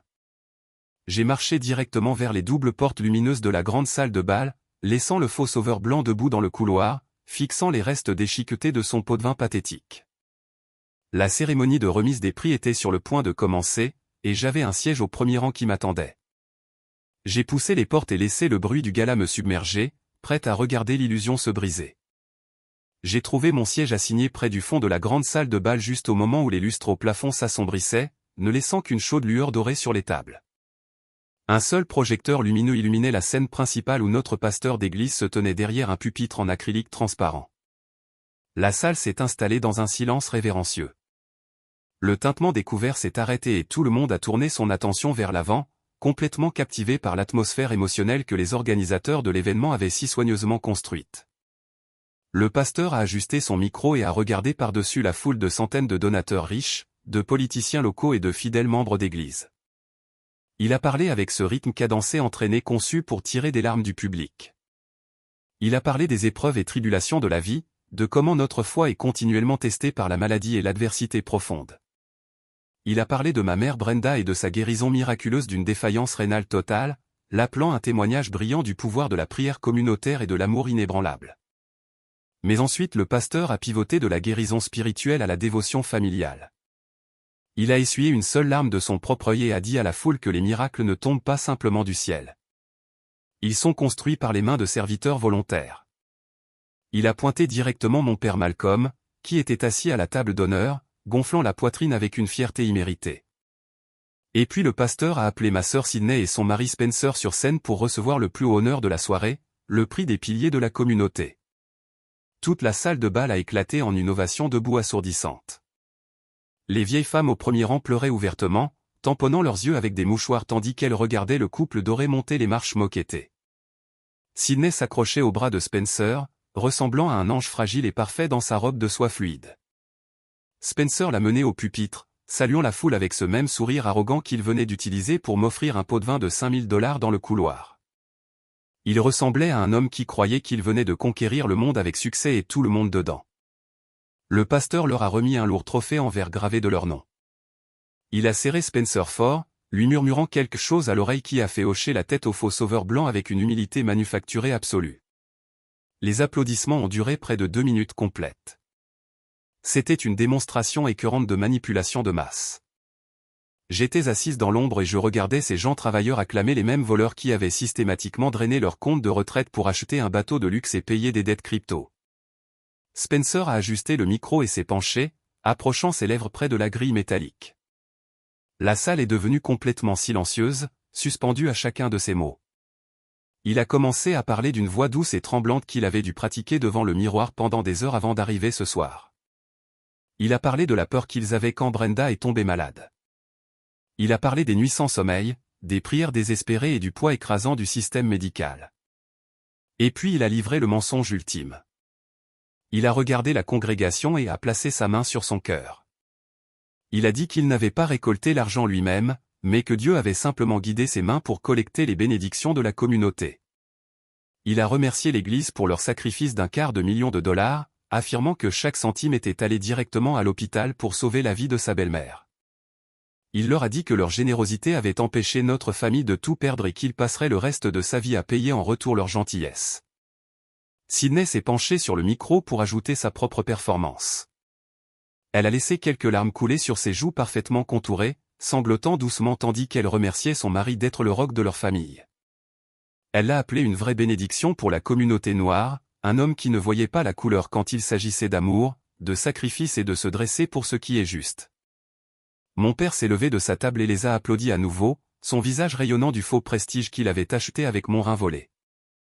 Alors que le deuxième tour d'applaudissements commençait enfin à diminuer alors que Spencer levait le trophée envers une dernière fois vers la foule acclamante, j'ai fait mon mouvement. Je suis sorti de l'ombre du dernier rang. Les lourdes portes en chêne étaient fermées derrière moi, piégeant tout le monde à l'intérieur de l'illusion. Je suis monté sur l'allée principale de la salle de bal, laissant l'obscurité derrière moi. La salle était si calme maintenant que le seul son était le claquement rythmique tranchant de mes talons contre le bois dur exposé longeant l'allée moquettée. Clac, clac, clac. Le son coupait à travers les échos persistants des applaudissements comme un métronome comptant à rebours vers leur destruction absolue. J'ai gardé ma posture parfaitement droite, mon tailleur cramoisi sur mesure brûlant comme un phare de réalité dans la salle faiblement éclairée. La douleur dans mon côté s'est ravivée à chaque pas, mais je l'ai utilisée comme carburant, me poussant en avant. 2 ouvreurs ont avancé pour m'intercepter, levant les mains pour me guider de retour à mon siège. Ils pensaient que j'étais juste un membre émotionnel de la famille perturbant l'horaire, mais je n'ai même pas rompu mon pas. Je les ai regardés droit à travers avec un regard si froid et concentré qu'ils ont instinctivement baissé les mains et se sont écartés. Les murmures ont commencé à onduler à travers la foule alors que les gens se tournaient sur leurs chaises et me reconnaissaient. Ils reconnaissaient la sœur aînée, l'auditrice célibataire, qui était censée n'avoir rien fait pour aider sa mère mourante pendant que le gendre blanc sauvait la journée. J'ai atteint l'avant de la salle et je ne me suis pas arrêté. J'ai marché droit sur les marches moquettées et je suis monté sur la scène principale. Le faux sourire de Spencer s'est figé instantanément sur son visage. Le lourd trophée en verre dans sa main semblait soudain peser 45 kg. Les yeux de Sydney se sont élargis de terreur pure alors qu'elle réalisait que je n'étais pas resté au fond et que je n'allais définitivement pas garder ma bouche fermée. Mon père s'est à moitié levé de sa chaise à la table d'honneur, son visage se contorsionnant de panique absolue alors qu'il réalisait que ses avertissements avaient échoué. Je suis allé directement au pupitre en acrylique transparent juste à côté du couple doré. Je n'ai pas regardé mon père et je n'ai pas regardé ma mère assise dans son fauteuil roulant portant ses diamants volés. J'ai regardé directement le pasteur qui me fixait dans une confusion complète et totale. J'ai tendu la main et j'ai fermement enveloppé mes doigts autour du micro, le retirant de Spencer. J'ai tiré le lourd micro de son support, et le grincement de feedback audio a percé l'air, faisant couvrir leurs oreilles à plusieurs personnes au premier rang. Spencer a essayé d'attraper mon bras, mais je lui ai lancé un regard si mortel qu'il s'est complètement figé sur place. Sydney tremblait à côté de lui, serrant le trophée en verre comme un bouclier. À la table d'honneur, mon père Malcolm a violemment repoussé sa chaise en arrière. Elle s'est renversée et s'est écrasée sur le sol. Il a pointé un doigt tremblant vers moi et a crié à plein poumon, disant aux ouvreurs de me retirer de la scène. Quand ça n'a pas fonctionné, il a tourné son regard furieux vers le fond de la salle, hurlant frénétiquement à l'équipe audiovisuelle de couper mon micro. Il leur a ordonné de couper l'alimentation de la scène, de mettre de la musique, de faire absolument n'importe quoi pour me noyer, mais rien ne s'est produit. Le micro dans ma main est resté parfaitement vivant. Ma voix a résonné à travers les énormes haut-parleurs avec une précision cristalline. Mon père ne savait pas que j'avais visité la cabine de son 1 heure avant le début du gala. J'avais remis à la technicienne principale une très épaisse enveloppe d'argent liquide et lui avait ordonné de verrouiller les portes de la cabine de l'intérieur et d'ignorer tout ordre des anciens d'église jusqu'à ce que j'ai fini de parler. J'ai regardé depuis la scène mon père courir vraiment dans l'allée latérale et commencer à marteler ses poings contre la porte verrouillée de la cabine de son visage violet de rage.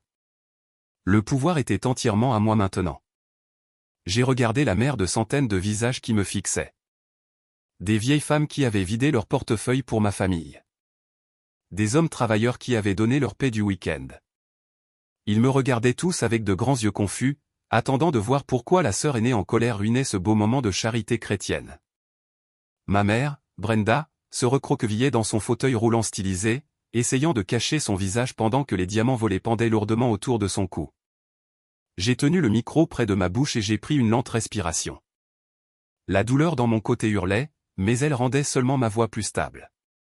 Spencer n'a pas trouvé un donneur anonyme miraculeux, ai-je dit, mes mots résonnant à travers la salle de bal silencieuse. Il n'y a pas eu d'étranger mystérieux qui est descendu du ciel pour sauver la vie de ma mère. J'ai regardé directement sœur Adams qui était assise au premier rang serrant encore un mouchoir.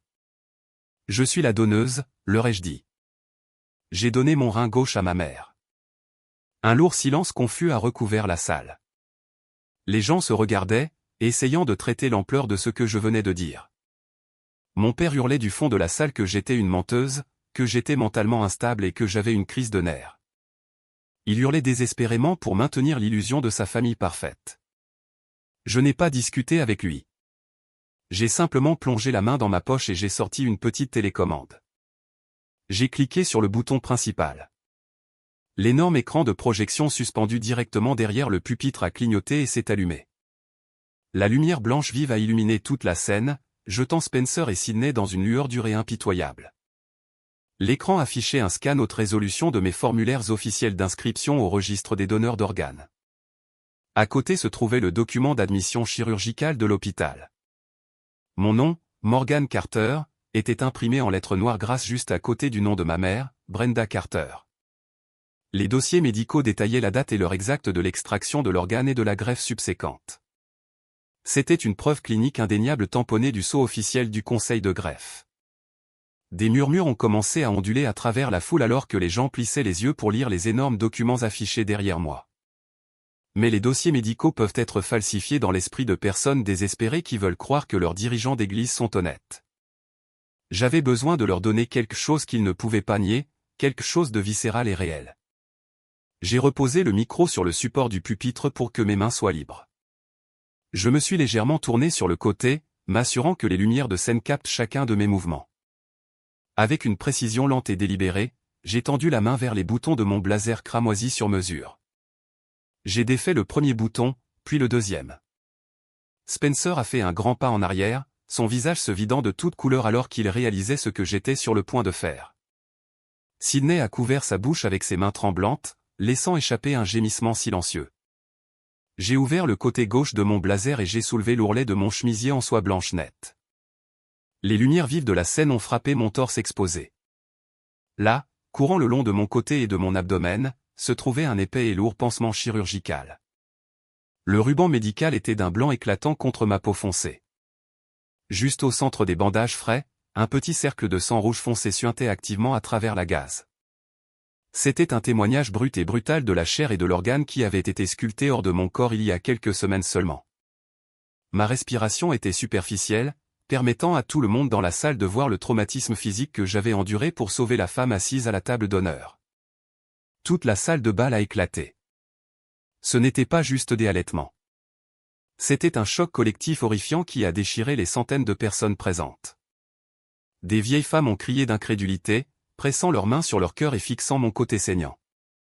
Des hommes se sont levés de leur table, pointant les énormes dossiers médicaux sur l'écran, puis ma plaie chirurgicale exposée. L'illusion était complètement brisée. L'image immaculée du couple doré et du sauveur blanc riche s'est désintégrée juste devant leurs yeux en un million de morceaux irréparables. Le son de centaines de voix outrées et dévastées a rempli la grande salle, noyant les tentatives pathétiques de mon père de hurler par-dessus la foule. Je les ai laissés regarder pendant un long moment agonisant, laissant la réalité absolue de mon sacrifice brûler dans leurs esprits.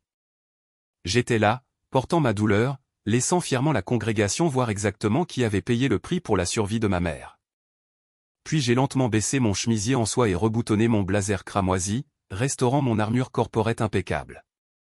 J'ai repris le micro, le métal froid me stabilisant alors que le chaos enflait autour de la salle, attendant de lâcher la prochaine pièce de la vérité. Le lourd silence dans la salle a soudain été brisé par un cri aigu. C'était Sydney. Elle avait laissé tomber le lourd trophée en verre sur la scène où il s'est brisé en morceaux épais et tranchants autour de ses talons de créateur. Elle s'est élancée vers moi, son visage tordu de panique et de rage, essayant d'attraper le micro de ma main. Elle est folle. Sydney a hurlé, sa voix craquant sans l'amplification des haut-parleurs. Ne l'écoutez pas. Elle fait une crise de nerfs. Elle a falsifié ses documents parce qu'elle est jalouse de mon mariage. C'est une femme malade et amère. Je n'ai même pas bronché. J'ai simplement fait un pas de côté, la laissant trébucher devant moi dans sa lourde robe de soie. Spencer a attrapé son bras, la tirant en arrière avant qu'elle ne tombe du bord de la scène. Son visage était glissant de sueur froide. Il regardait la foule, réalisant que son complexe de sauveur blanc ne pouvait pas le protéger de la preuve visuelle indéniable de ma cicatrice saignante et du registre médical officiel. La congrégation ne regardait plus Sydney avec pitié. Il la regardait avec une suspicion croissante. J'ai levé le micro à mes lèvres, gardant ma voix lisse et impassible. Je ne fais pas de crise de nerfs, Sydney, ai-je dit, la regardant se recroqueviller contre la poitrine de son mari. Je donne juste une présentation d'audit, et chaque bon auditeur sait que la preuve physique n'est que la moitié de l'histoire. Tu dois suivre l'argent. J'ai levé ma petite télécommande et j'ai cliqué sur le bouton une deuxième fois. L'énorme écran de projection derrière nous a clignoté et un nouveau document est apparu, s'étirant sur 6 mètres à travers le mur arrière de la scène. C'était la facture finale officielle du département de facturation de l'hôpital. J'avais surligné les sections les plus importantes en jaune vif pour que même les personnes assises au tout dernier rang puissent lire les chiffres clairement. Les charges brutes pour la greffe de rein, l'équipe chirurgicale, la chambre de soins intensifs et les médicaments anti-rejet étaient toutes listées ligne par ligne détaillées. Le total dépassait les 600 000 $. J'ai pointé vers l'écran. Comme vous pouvez le voir, les dépenses médicales pour la chirurgie de ma mère étaient effectivement massives, ai-je dit à la foule, ma voix résonnant à travers la grande salle de bal. Mais ce que Spencer et Sydney ont commodément oublié de mentionner pendant leur campagne larmoyante GoFundMe, c'est qu'ils n'ont jamais reçu une facture pour un seul centime.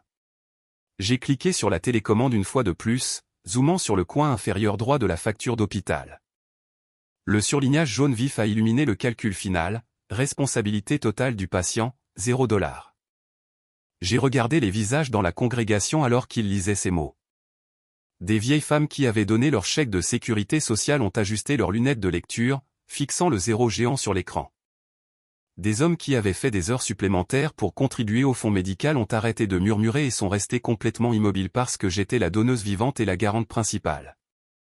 J'ai expliqué en parlant lentement pour que chaque syllabe atterrisse avec un impact maximal. Ma police d'assurance santé corporate exécutive Platinum est intervenue à 100%. Il n'y avait pas de franchise. Il n'y avait pas de copaiement. L'hôpital a directement facturé mon réseau corporate et mon employeur a payé tout le solde de 600 000 $ sans question. Ma mère est sortie de cet hôpital complètement guérie et entièrement sans dette.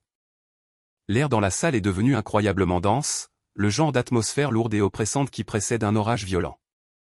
La réalisation déferlait sur les centaines de membres éminents de la communauté, de dirigeants d'églises et de politiciens locaux. Ils regardaient le 0 géant sur l'écran puis baissaient les yeux sur leurs propres poches vides. J'ai lentement tourné mon corps loin de l'écran et fait face au couple doré debout à quelques mètres de moi. Spencer semblait sur le point de vomir. Ses mains tremblaient si fort qu'il a dû les enfoncer dans les poches de son smoking coûteux.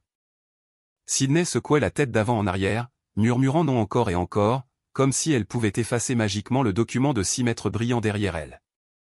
J'ai regardé la mère de visage trahi dans les bancs. J'ai regardé Sir Adams, qui serrait maintenant sa poitrine. J'ai regardé les ouvreurs d'église qui avaient vidé leurs économies. Et puis j'ai levé le micro et posé la question du $250 000. Alors ma question à Sydney et Spencer est très simple, ai-je dit, ma voix résonnant contre les plafonds voûtés. Si la facture d'hôpital était exactement de $0, où sont les $250 000 que cette congrégation a sacrifié ses économies de vie pour vous donner? Un chaos absolu a éclaté dans les bancs. Ce n'était plus juste des murmures. C'était une éruption de pur outrage viscéral. Des dizaines de personnes ont commencé à crier vers la scène, exigeant des réponses. Des chaises ont été repoussées et ont raclé bruyamment contre le sol alors que des hommes et des femmes commençaient à envahir les allées, marchant directement vers l'avant de la salle. Une vague de voix trahies et furieuses s'est écrasée contre la scène. Les gens criaient qu'ils voulaient leur argent de retour.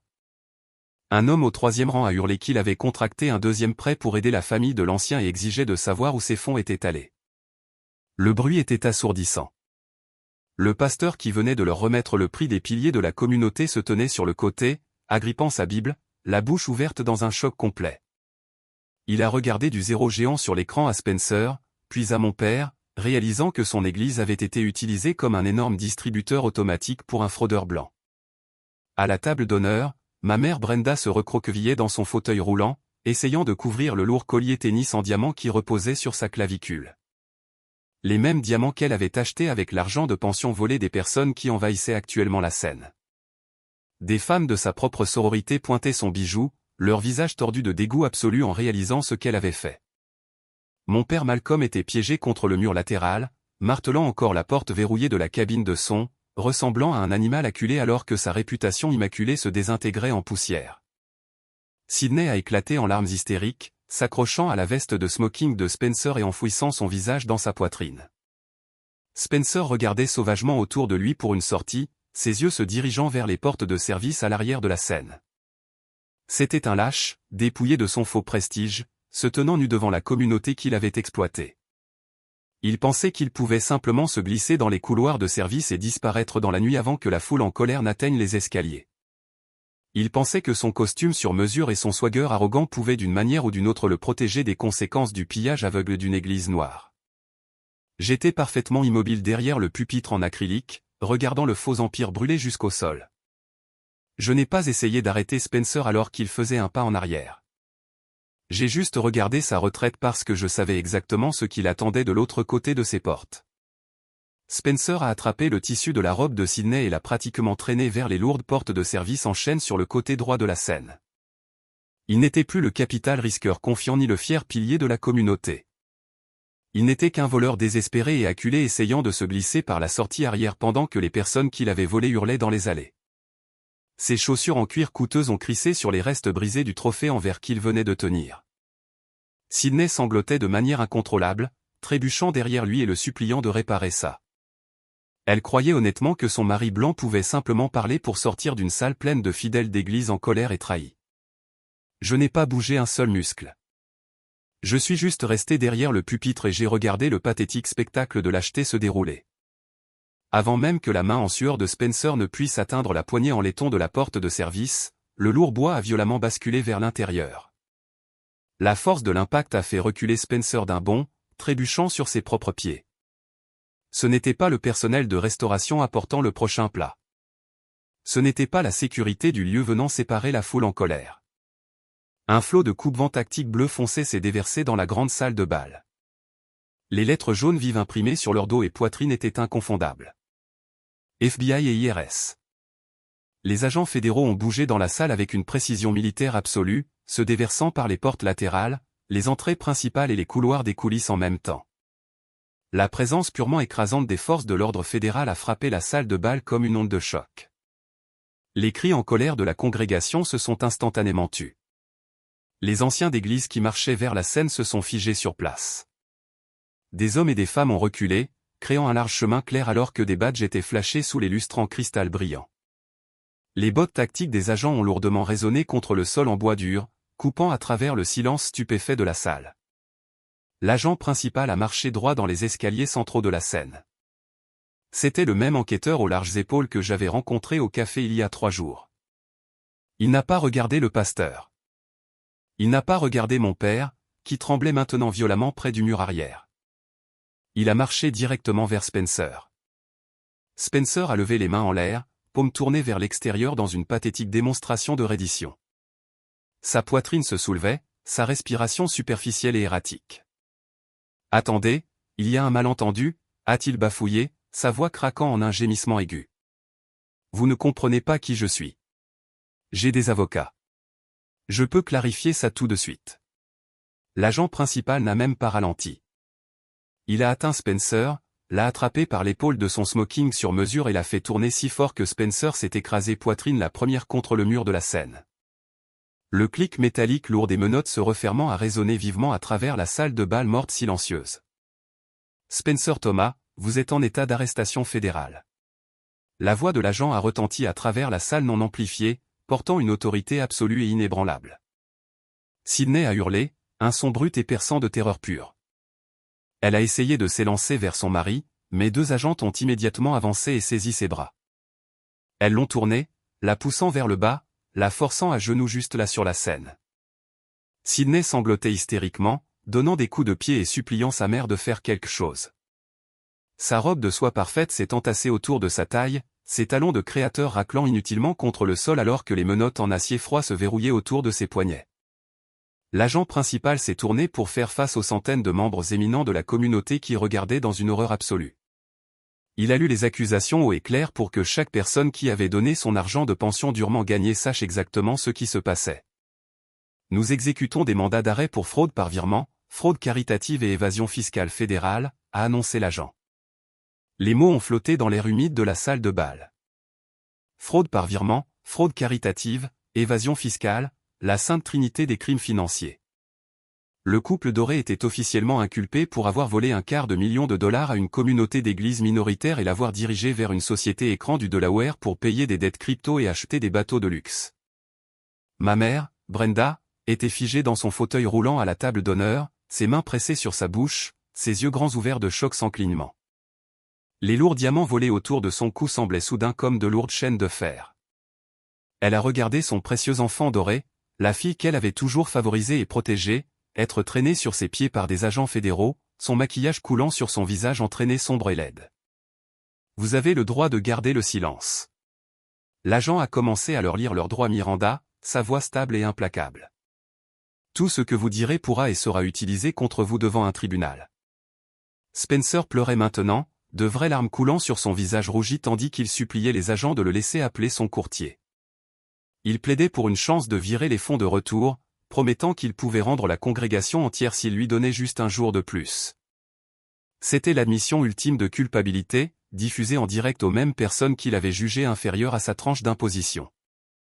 J'étais parfaitement immobile derrière le pupitre en acrylique transparent, regardant l'exécution sans faille du piège que j'avais tendu.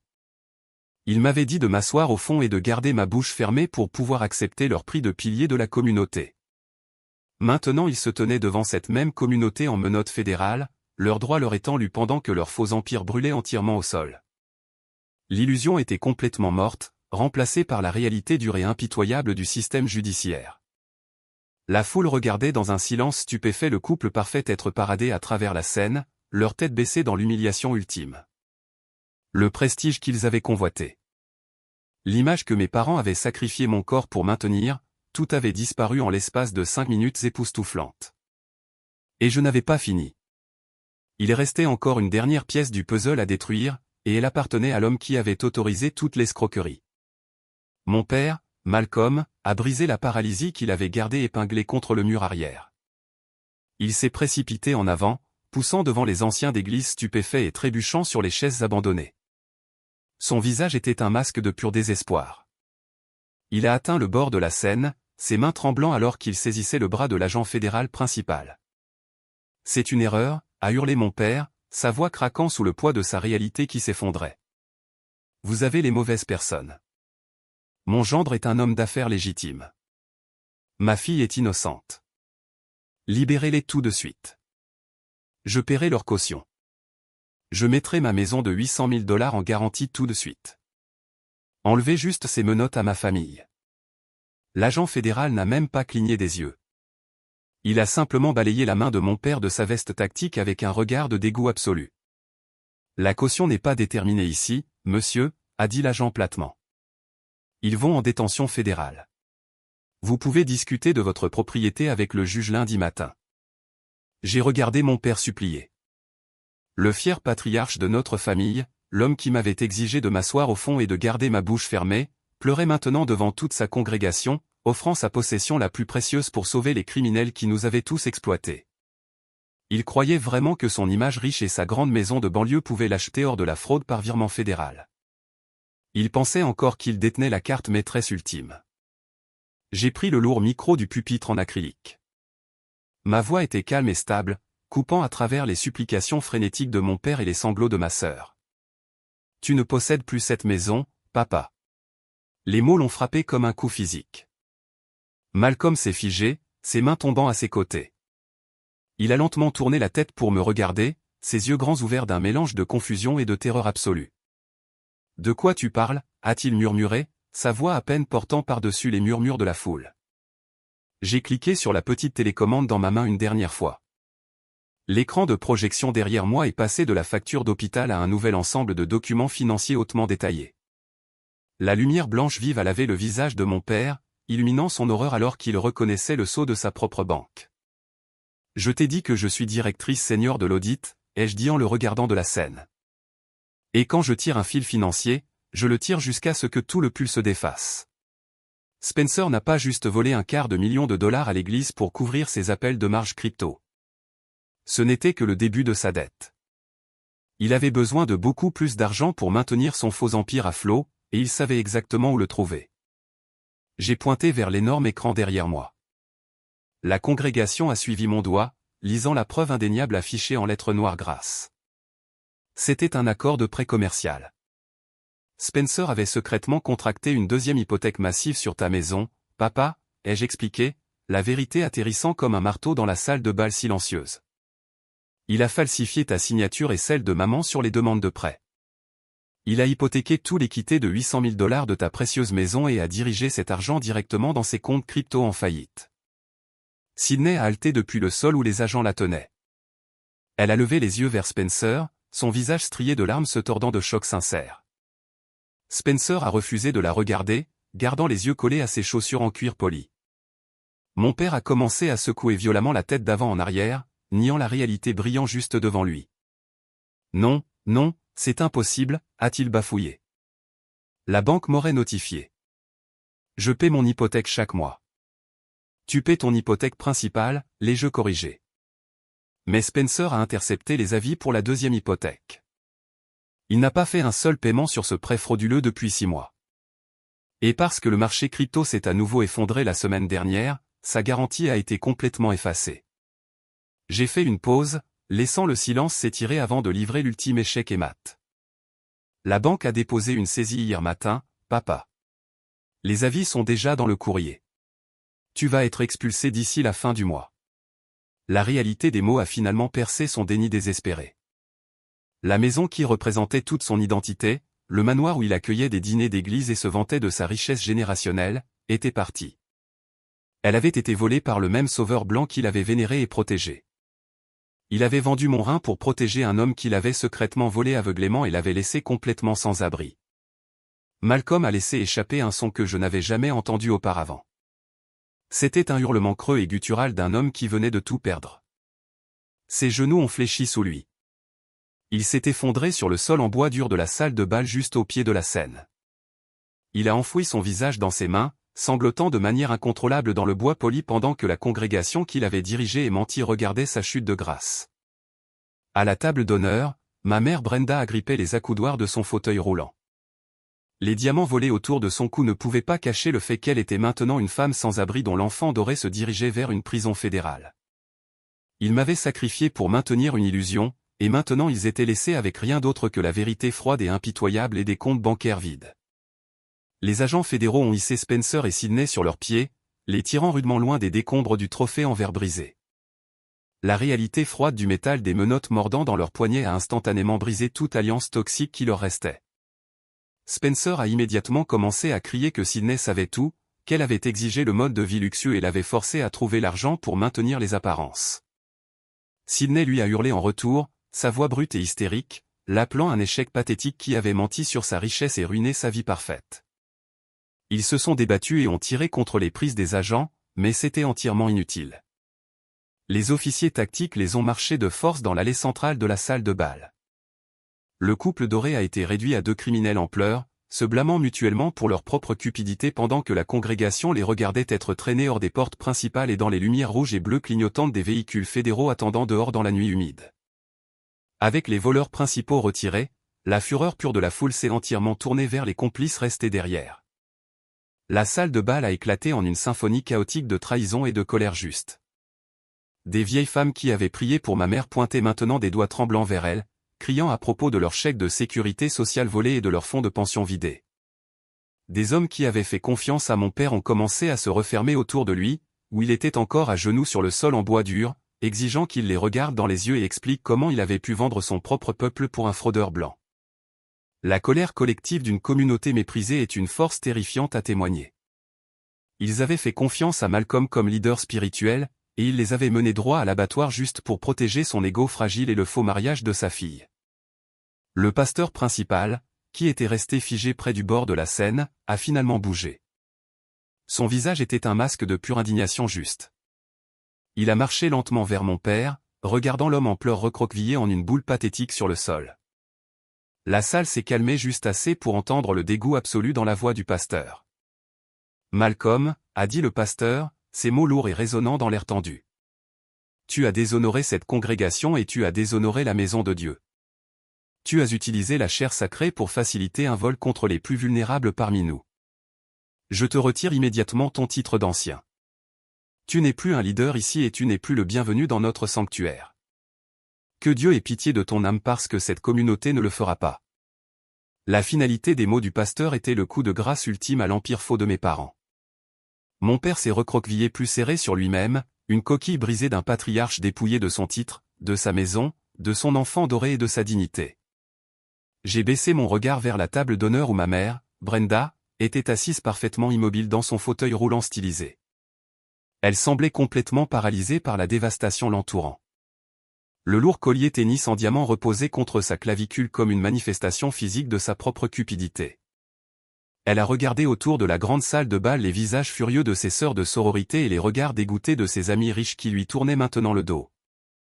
Elle n'avait absolument plus rien. Pas de manoir de banlieue étendu pour accueillir ses dîners somptueux. Pas de gendre prestigieux dont se vantait au country club. Son précieux enfant doré était actuellement assis à l'arrière d'un véhicule de transport fédéral faisant face à des années dans une prison fédérale. Elle avait brûlé toute sa vie au sol juste pour maintenir une illusion qui était maintenant complètement réduite en cendres. Les yeux de Brenda se sont lentement levés du sol et ont rencontré les miens à travers la salle. J'ai regardé la femme qui respirait et vivait actuellement parce que mon rein sain fonctionnait à l'intérieur de son corps. Elle avait volontairement jeté la seule fille qui avait sacrifié sa propre chair et son sang pour lui sauver la vie. Elle avait échangé mon amour inconditionnel sincère contre une fausse Rolex et un bateau volé. Dans ce bref moment de contact visuel, j'ai vu la réalisation écrasante et dévastatrice la submerger. Elle savait qu'elle avait fait le pire échange de l'histoire humaine, et il n'y avait absolument aucun moyen de l'inverser. Elle a ouvert la bouche pour parler, pour peut-être supplier mon pardon ou me supplier de les aider à naviguer dans le cauchemar qu'ils avaient créé, mais aucun mot n'est sorti. Elle était complètement et totalement vide. Je ne lui ai pas offert un sourire de pitié ni un froncement de haine. J'ai simplement donné un lent et délibéré hochement de tête, reconnaissant la finalité absolue de ma victoire. J'ai tendu la main et lissé le tissu de mon blazer cramoisi sur mesure, m'assurant que les boutons étaient parfaitement alignés sur mon pansement chirurgical. Mon travail ici était complètement terminé. L'audit était clos et les comptes étaient définitivement réglés. Je suis descendu de la scène et j'ai marché dans l'allée centrale. La congrégation en colère s'est écartée pour moi, se mettant de côté avec un respect calme nouveau pour me laisser passer. Ils savaient que je n'étais pas la femme noire en colère que ma famille m'avait peinte. J'étais l'architecte de leur justice. J'ai franchi les lourdes doubles portes en bois de la salle de bal, laissant les cris, les pleurs et les cendres de l'empire faux de mes parents loin derrière moi. Je suis sorti dans l'air frais de la nuit d'Atlanta. Prenant une profonde et propre respiration, la douleur sourde dans mon côté était encore là, mais elle ne ressemblait plus à une plaie de trahison. Elle ressemblait à un badge de survie absolue. 6 mois se sont écoulés depuis cette nuit fraîche d'Atlanta où j'ai quitté la grande salle de bal et laissé ma famille toxique brûler dans les cendres de leur propre cupidité. Les roues de la justice fédérale tournent lentement. Mais quand elles avancent enfin, elles écrasent tout sur leur passage.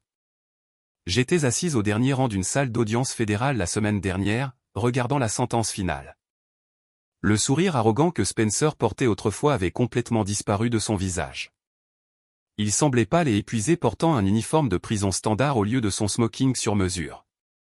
Le juge n'a pas acheté ses fausses excuses ni ses tentatives de blâmer ses courtiers crypto. Spencer a été condamné à 8 ans de prison fédérale pour fraude par virement, fraude caritative et évasion fiscale. Il n'y aura pas de bateau de luxe ni de costume sur mesure là où il va, juste des murs en béton et beaucoup de temps pour penser aux membres âgés d'église qu'il a volés. Sydney s'est tenue devant le même juge, pleurant de manière incontrôlable et suppliant pour de la clémence. Elle a essayé de jouer la victime, affirmant qu'elle n'avait aucune idée de ce que son mari faisait, mais la piste papier numérique et ses habitudes de dépenses luxueuses ont prouvé le contraire. Le juge a vu clair dans ses larmes et a condamné ma sœur enfant Doré à 3 ans dans une prison fédérale pour son rôle actif dans le complot. Elle a crié pour notre mère alors que les huissiers l'emmenaient, mais Brenda ne pouvait pas la sauver cette fois. Le complexe de sauveur blanc et l'esthétique parfaite des réseaux sociaux étaient officiellement morts et enterrés. Mes parents ont fait face à un genre complètement différent de prison. La banque a finalisé la saisie de leur énorme manoir de banlieue quelques semaines seulement après le gala. La maison de 800 000 $ que mon père prisait par-dessus tout a été vendue aux enchères aux plus offrants. Malcolm et Brenda vivent maintenant dans un petit appartement délabré à la périphérie lointaine de la ville. Ils ont été complètement ostracisés par la communauté d'église et leurs amis riches.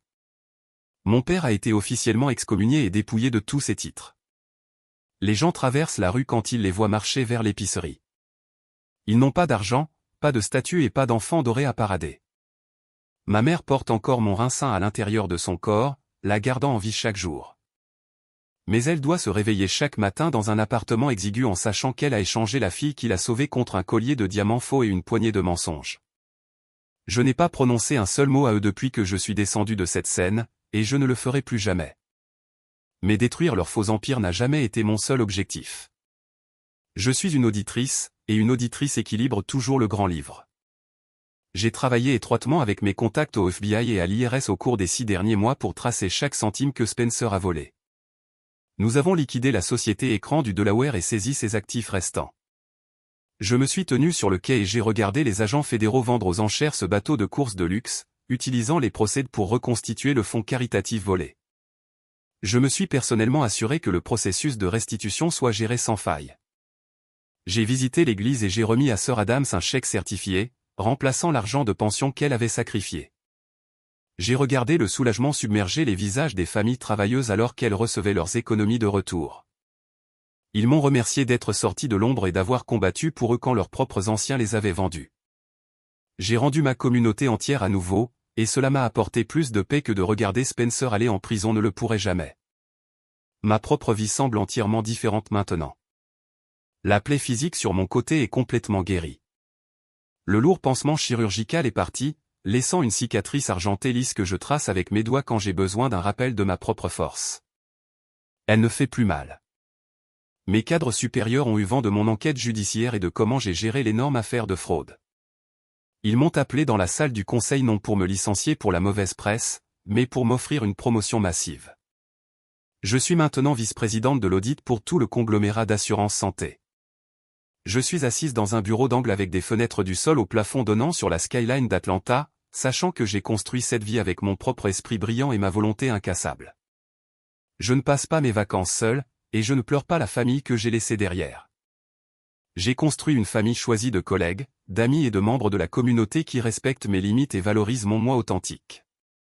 Nous organisons des dîners où personne n'a à prétendre être parfait et où l'amour n'est jamais conditionnel. J'ai enfin un foyer rempli de chaleur sincère et de paix absolue. Le sang ne fait pas une famille, la loyauté et le respect le font. Si votre famille exige que vous vous mettiez le feu juste pour garder leurs illusions chaudes, laissez-les geler. Avez-vous déjà dû marcher loin de votre famille toxique pour vous sauver vous-même?